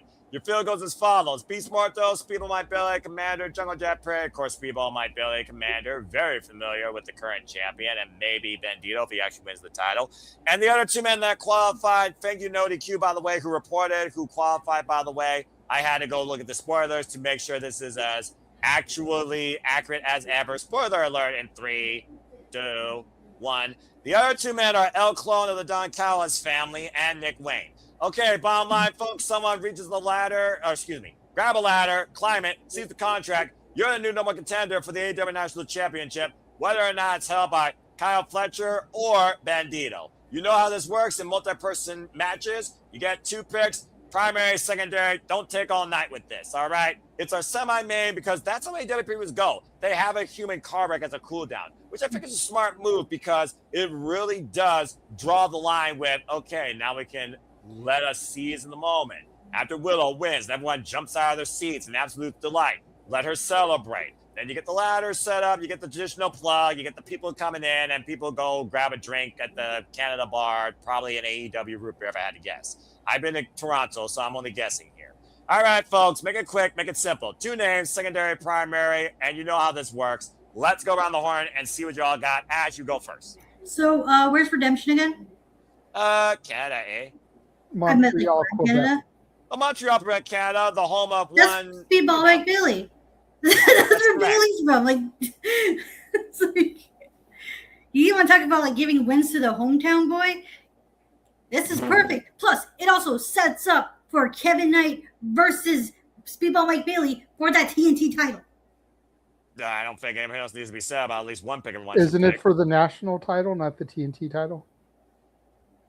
International, which would be Kyle Fletcher versus or Bandido. And last year's Continental Classic, Speedo Mike Bailey beat Kyle Fletcher. Just You saying. could also set up for a title versus title match between Kevin Knight and CB Mike Bailey. True. That's fair. That's actually a good point. I mean, Kevin Two Belts trying to freaking upstage Kevin Knight. Kyle Fletcher. I do like the way. Watch on my part. I do like the way you're tying all this in. That's good continuity sense there, Ash. I'm impressed. But anyway, what's your other pick? Is Nick Wayne still ROH champion? Like No. TV title? Okay. So if it's not, who's all in the match again? El Clone, the Beast Mortos, who of course had visa issues, no longer be our tag team champion, and Joe Japre, who just re-signed to the company, and Commander.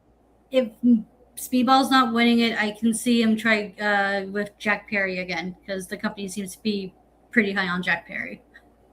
All right, fair enough. So you got Joe Japre and Speedo Mike Bailey.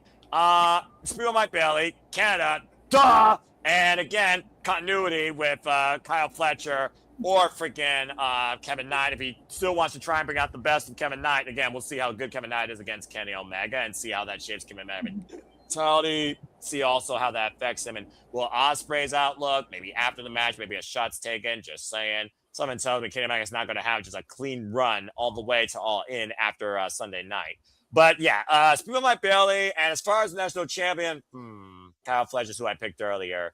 Who am I going to go with? He just defended successfully against Commander on Dynamite, by the way, 2 weeks ago. So that's out. El Clone, family versus family, no. Heel versus heel, no.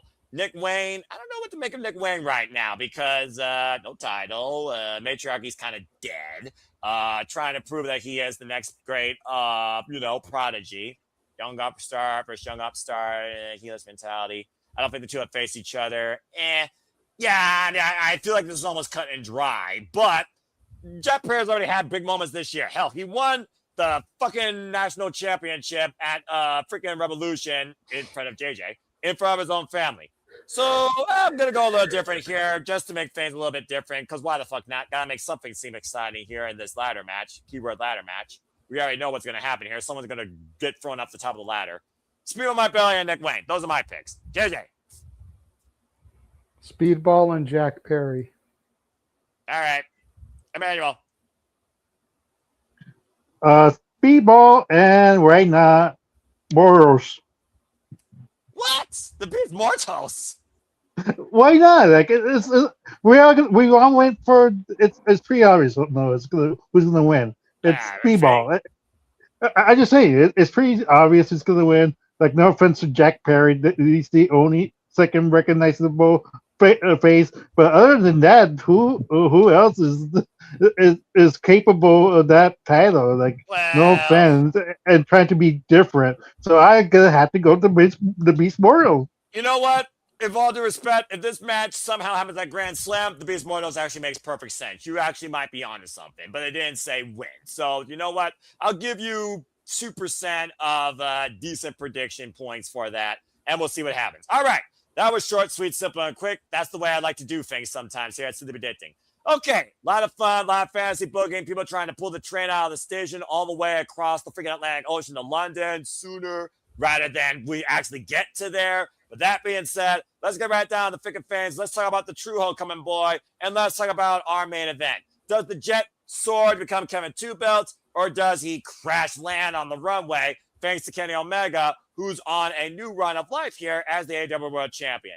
It's Kevin Knight, the current reigning and defending TNT champion, who just surpassed Kyle Fletcher as the most consecutive defenses in a single run, by the way, taking on Kenny Omega, looking to become Kevin Two Belt for the AEW World Championship. After confronting Kenny Omega after he won the title off of MJF and saying right now that I was owed a casually obligated rematch courtesy of MJF, but of course, Kenny Omega, he's not going to honor MJF, but he sees the potential. He sees the hunger. He sees Kevin Knight as having the intangible quality of a professional wrestler. That's called it. And since Kevin Knight really came into his own and sword crushing Darby Allin, including crushing him in a defense this past Wednesday on Dynamite, he really has shown a lot of great moxie, personality, and really has come into his own light, despite the fact it's off of Don Callis' plagued level of greatness that he tries to exhibit in his family members. without calling the favorite, despite the fact you know who the favorite is. Kenny Omega, of course, we talked about before. This defines the AEW All-In event. It's going to be Kenny Omega. But how does it affect Kenny Omega's mentality? That's the bigger question. Based on what happens earlier in the night, does he have that on his mind? Whether it's the Young Bucks, whether it's Will Ospreay's actions, or whether it's Jon Moxley's influence. Again, I told you all about the fallout last night on Dynamite. All that fallout was Kevin Knight soared across the top rope with a flying clothesline and the TNT title to Kenny Omega's face and left the man bleeding and bludgeoned.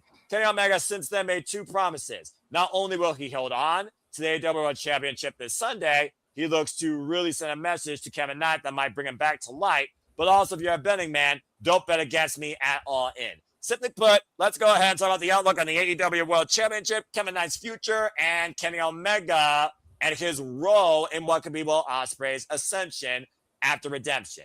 Let's go around the horn and see what I think about this. Back to the Canadian to kick things off. Ash, your thoughts on this match, the cause and effect for both men, and what do you see being the future of the AEW World Championship? I don't see Kenny Omega losing this, but I do see this match going out the same way Fletcher versus Hangman did, and where this is going to be a good showing for Kevin Knight and a proving ground to see if he's at that main event level, even though he's a mid-card title holder. Yeah. Well, it's kind of ironic you say that because you know what Kyle Fletcher was when he challenged for the AEW World Championship? Exactly. TNT champion. And how fitting, right?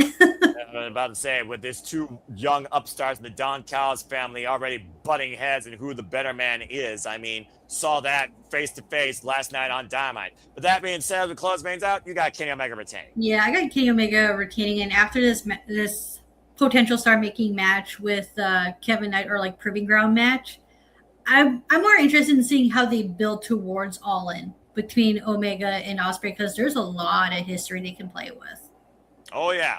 And not a lot of it is friendly, despite the fact how friendly right now it seems. But much to JJ's point, I sense there'll be some changes in some men's mentalities, not just the main event, but others that are looking to go all in, and also those that look to still be part of the family or maybe lead the family and say F Don Callis. Just saying.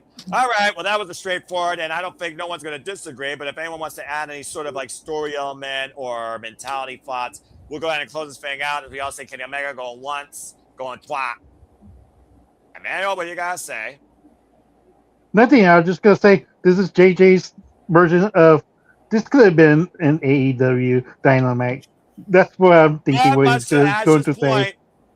Much to Ash's point, last year we saw how far Kyle Fletcher hung with Heyman and Page, and we see the man have nothing but continued success, continued booking, continued confidence. To be in the main event of a pay-per-view, let alone challenging for the title, to have the company take a chance on you is major stock for the future of that company and the talent they want to try and take a chance on. And maybe not wait. Gee, why am I saying that? Anyway, that being because said, of the ABBA song? The ABBA song? Because of the ABBA song, take a chance on me. Well, we're not in Greece and we're not in Europe, but we will be going all in soon enough. And I feel George Michael will be more prevalent, but thank you. All right, that being said, everyone said Kenny Omega. I expect Will Ospreay to show up after this, and I expect somebody getting dropped. And I expect we're off to the races, going all in.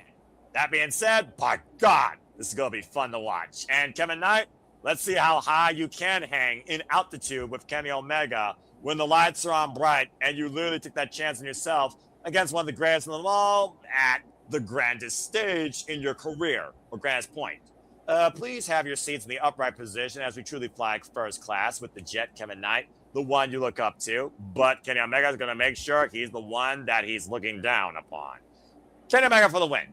Well, that being said, folks, this is the last stop. This is the last destination before we head all in after we take a short excursion in Mexico. But this is the last pay-per-view before we go all in, and that's the card. So what are your thoughts? What are your predictions? What's your outlook on this first-time redemption? Who is redeemed? Who gets revenge? Who rises to the occasion? Does somebody show up and become all elite? Stay tuned for our coverage this Sunday. Live watch long event schedule in Zimbabwe Studios. We start, of course, 7:45 p.m. Eastern Standard Time. And again, stay tuned for the forum. Good luck to everybody here, of course. The forum will be live come in the morning on the social media platforms that I have, as well as the comments down below on each video. And you will have until 6:30 p.m. Eastern Standard Time, Sunday evening. That is Sunday, July 26th, to make your predictions final. Good luck to you all. JJ, I see your hand real quick. What you got to say? Did Aaron put any bonus points?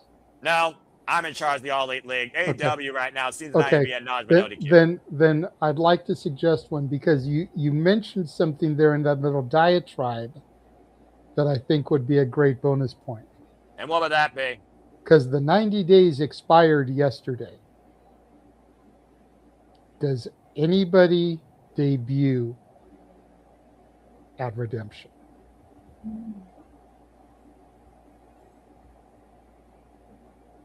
Panel vote. Do you want that as a bonus point? You guys decide amongst yourselves. If at least two of you say yes, then consider it official. I think it would be a great thing to do, because what? where did Kairi Sane come from before she went to WWE? Japan. What company? Stardom. Why do you ask? Who's got a thing with Stardom right now? Oh, the beef? That would be Thekla, of course. Do you smell what The Rock is cooking? I could see Kairi Sane, Stardom, Thekla, costing her the title, helping Willow win, getting a little bit of revenge. Great way to make an impact. Wrong company, I know, but considering Thekla and her Stardom rivalry right now. All right, you got me somewhat intrigued. No, can I add? There's a lot of people that just became free agents. I mean, we already discussed who may debut next week on Dynamite based off of where it is, but you've got Wyatt's, you've got all kinds of talent. All right, Emmanuel, Alistair and Zelina. I don't think we need Alistair. I heard it's a new day. Yes, it is. Y'all been clamoring that for a long time. It seems like a new era in AEW, so why not a new day after Redemption? Just saying. New Day isn't available just yet because they were released afterwards. Okay, then never mind. Yeah. Sorry.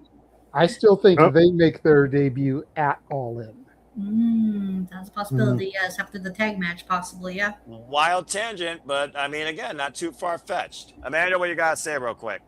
I was going to tell you no to the extra point because Tony Khan is notorious of returns on the pay-per-view. Let's face facts. He is always every other then he has somebody debuts in the AEW pay-per-view, so it's not as predictable. It's not as an extra pointy type of deal because it is expected. And if people are talking about it, then most likely it will happen. All right, so that's a no and that's a yes. So Ash, you are the decider. Yes I say yes. Fine, it's official. I'll add it. We'll add that as a bonus point. Sorry, Emmanuel, you got overruled. All right, so bonus point. If you figure what's going to show me AEW, that will be a bonus point on the forum. Kairi Hojo is a fair shout-out considering her legacy in Stardom. Seeing Thekla disrespect the Wonder World Stardom ring, and that'd be a hell of an exhibition feud for Thekla considering she's out of the All-In, All-Elite picture. So I like that a lot. Plus the friendship with Nina. And, of course, seeing the demonstration of showcases of respect to the Joshi sitting on pro wrestling that Tony Khan AEW has done with Stardom, showcasing and the crossovers with the partnerships now with Julia Hart and the 5-Star Grand Prix. That's a lot of unique influence there, and that also gets Thekla a lot more fuel to her fire towards why she hates this company. And the longevity of history, it makes sense. There's good continuity. I actually like that thought a lot. All right. Does anyone, Emmanuel says, please, actually got anything further to add what JJ said or anything further to add regarding anyone showing up? Or are we pretty much finishing with that here? Wouldn't it be hilarious if Wonder Shooting Machine Guns debut at a Redemption and not at the Michigan show? I mean, it would be, but that would make no sense. Yeah, that's why I said wouldn't it be hilarious. That's why I said wouldn't it be hilarious if they, no pun intended, pull the trigger too early. Well, it would be notorious for Tony Khan. It's out of control. All right. Pulling the trigger either too early or too late. Hi, Acclaim. Yeah, well, again, nature of the business, booking hindsight, misinterpreted. That's the nature of the business. All right. It is what it is. All right. Well, that being said, I also know this. I'm looking forward to this night's pay-per-view. I think the expectation, again, of a great, fun night of wrestling is there. But I think expectation of suspension of disbelief for a couple of other things is also there. And those two things are all I need to be invested as a professional wrestling fan. Simple as that. So again, to Mayo's point in the opener, it should be a fun Sunday evening. I look forward to being, of course, on the call with whoever. So stay tuned, folks, for that here at the Simple Album Studios. That being said, let's get the F out here and go to bed. And thank everybody for tuning in. First and foremost, Ash, this was a double fun session with you. So go ahead and tell where the people can connect and find you. You can find me on X, the app formerly known as Twitter, at ShadowBadAsh, and subscribe to my YouTube channel at Baddie for Wrestling. Don't be a dickhead. Dickhead. All right. Thank you very much. Again, folks, stay tuned for more of me and Ash on our Simple Sessions. Next one to be determined. We'll talk about that behind closed quarters. And stay tuned for the next G1 Climax update, as we will bring you Baddie Becker breakdown as we go further into the G1. We are now 3 or 4 days in. Still a whole lot more to come. Yep, thank you so much. I haven't started yet. You'll have work to do, young buck. Yes. Like, yeah, you know, to the shock of no one, right? And, well, exactly. We again, priorities are our passions. We know what you're up to a degree. Just keep taking care of yourself and enjoy amateur wrestling as you can. Follow the ways of the simple man. You live better. Thank you so much. Emmanuel, always a pleasure. You're still a goof, but still appreciate you. Go ahead and tell where people can interact and also follow you. Yes, you can follow me and interacting games and movies. I'm still trying to figure out which movies is okay for the YouTube, because they keep probably. It's a problem. It's a problem, because like I'm trying to make movies and they keep copyrighting me. I don't know what to tell you. But in bigger channels they don't copyright them. What the heck, YouTube? What's up with that? Nevertheless, until I find a proper movie to post, you will see a movie for once. But nevertheless, you could follow me at EDM7224 at the Instagram, Emmanuel Dominguez at the Facebook. You can follow Arlene Dominguez, my sister, at Facebook, Arlene Dominguez on Instagram, ADM72244 at the X. And as much as I want to torture people with my money, I'm jobless. It's hard. It's a hard day. It's a hard time. But one of these days, Noah, when karaoke night is coming back, when I get my job, I'm gonna go for you. I'm gonna get you to sing, my brother. I'm gonna get sing. Damn you. JJ, always appreciate you despite your treasure cats. Again, good luck at predictions. I wrote all yours down, including as far as a person showing up. I put down yes based on your little thing. But go ahead and tell what people can further engage and find you. Well, you can find me. Such a beautiful image. And can we give it up to Thea real quick for all the work she's been doing these past couple weeks? I mean, Impact last week, NXT this week, freaking Evolve last night. Hardworking young woman. But anyways, you can find me on Instagram at the Renegade JJ Williams. YouTube, of course, is Casa D18 Studios. X is Casa D18 Studio, no S at the end. Make sure you're following the Simply Reliable Studios on X at SR Studios 2024.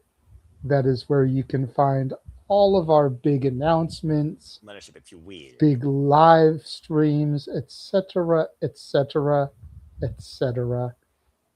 it was confirmed today via XDMs that come next Thursday, so 1 week from tonight, we will be getting our second two-time guest, our first two-time wrestler, as we will be welcoming the and new Pro Wrestling Symphony Women's Champion, Kaya McKenna, back to the show. Oh, how lovely. Congrats to her, by the way. And of course, Kaya McKenna looking to seize the Spark Pacific Championship from Erica Demina, which she did, by the way, folks. Yep, it's in that image. Congratulations, Kaya. Kaya, 2 belts. Continue. Big weekend for her last weekend as she picked up both those belts. Stat Boy was there live to watch her win the Symphony Women's title. We will be sponsoring her first title defense in a couple of weeks. But yeah, and while we were on the air, I realized that my Casa D18 Studio X account had a message from a former guest of ours inquiring about coming back as well. So as soon as I get that date ironed out, hopefully I will have that secured by Shenanigans Saturday.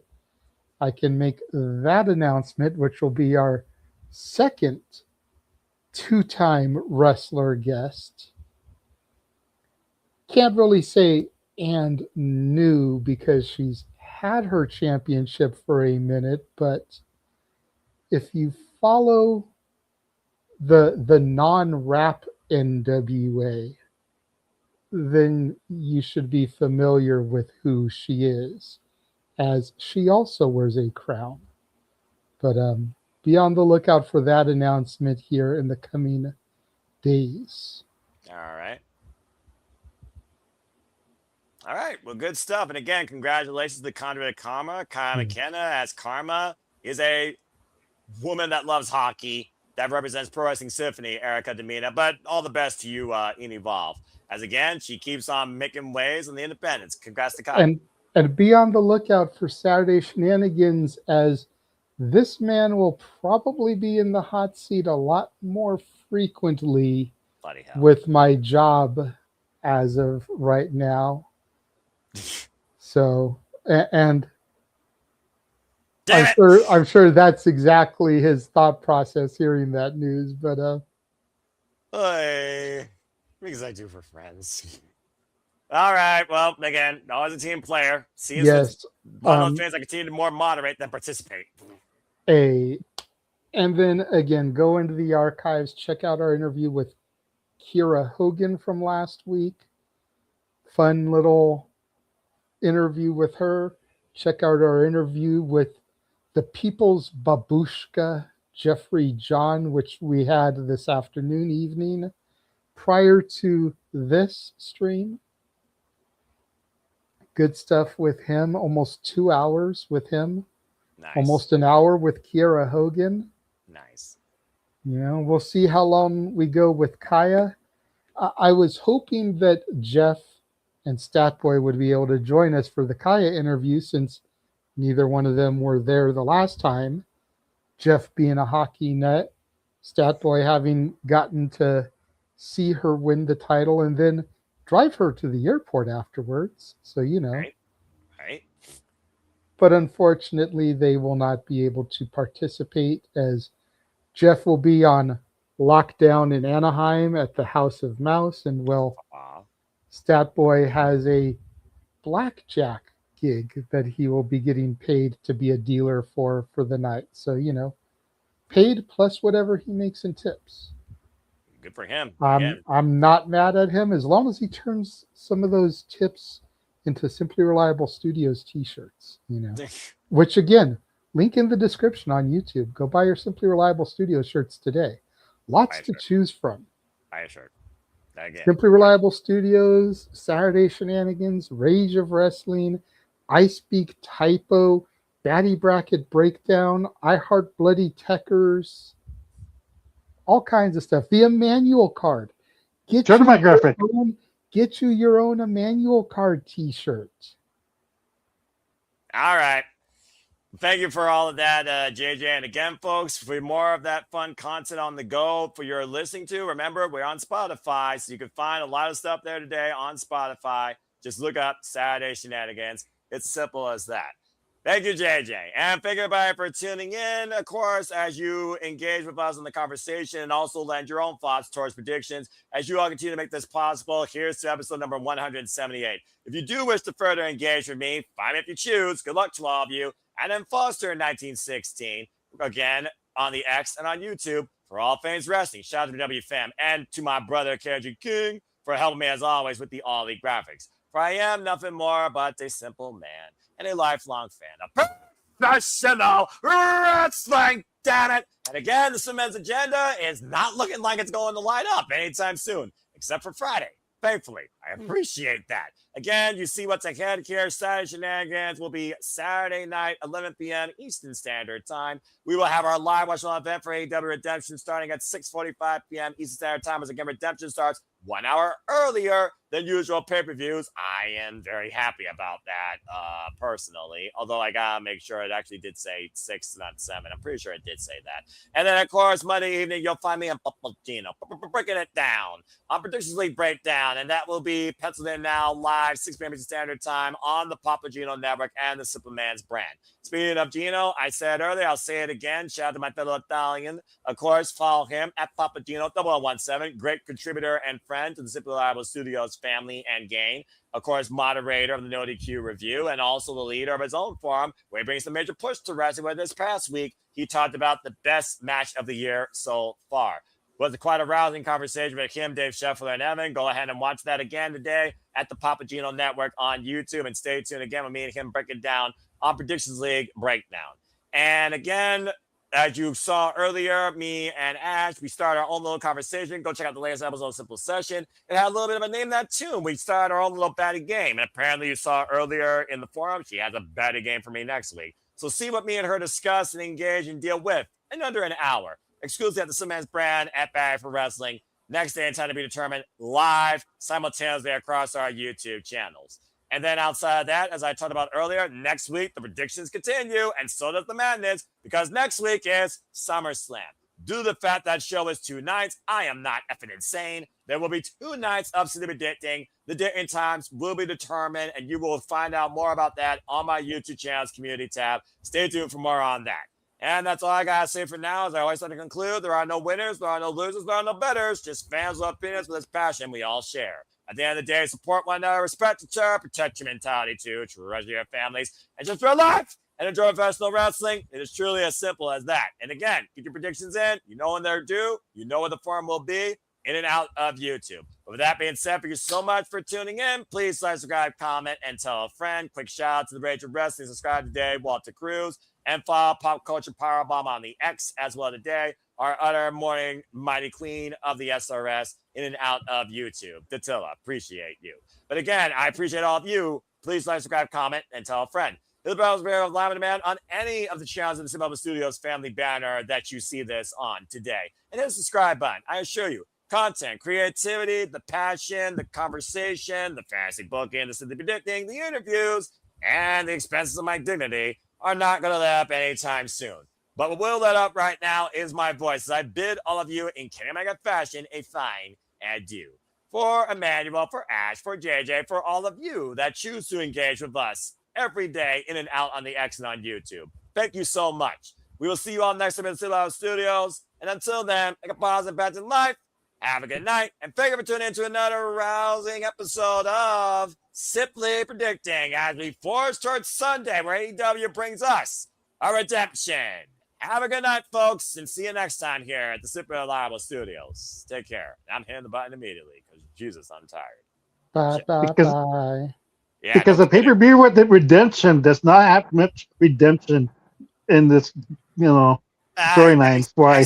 I sense more revenge than anything else, but it's still Shabrik of awesomeness, Canadian style. Bye, folks.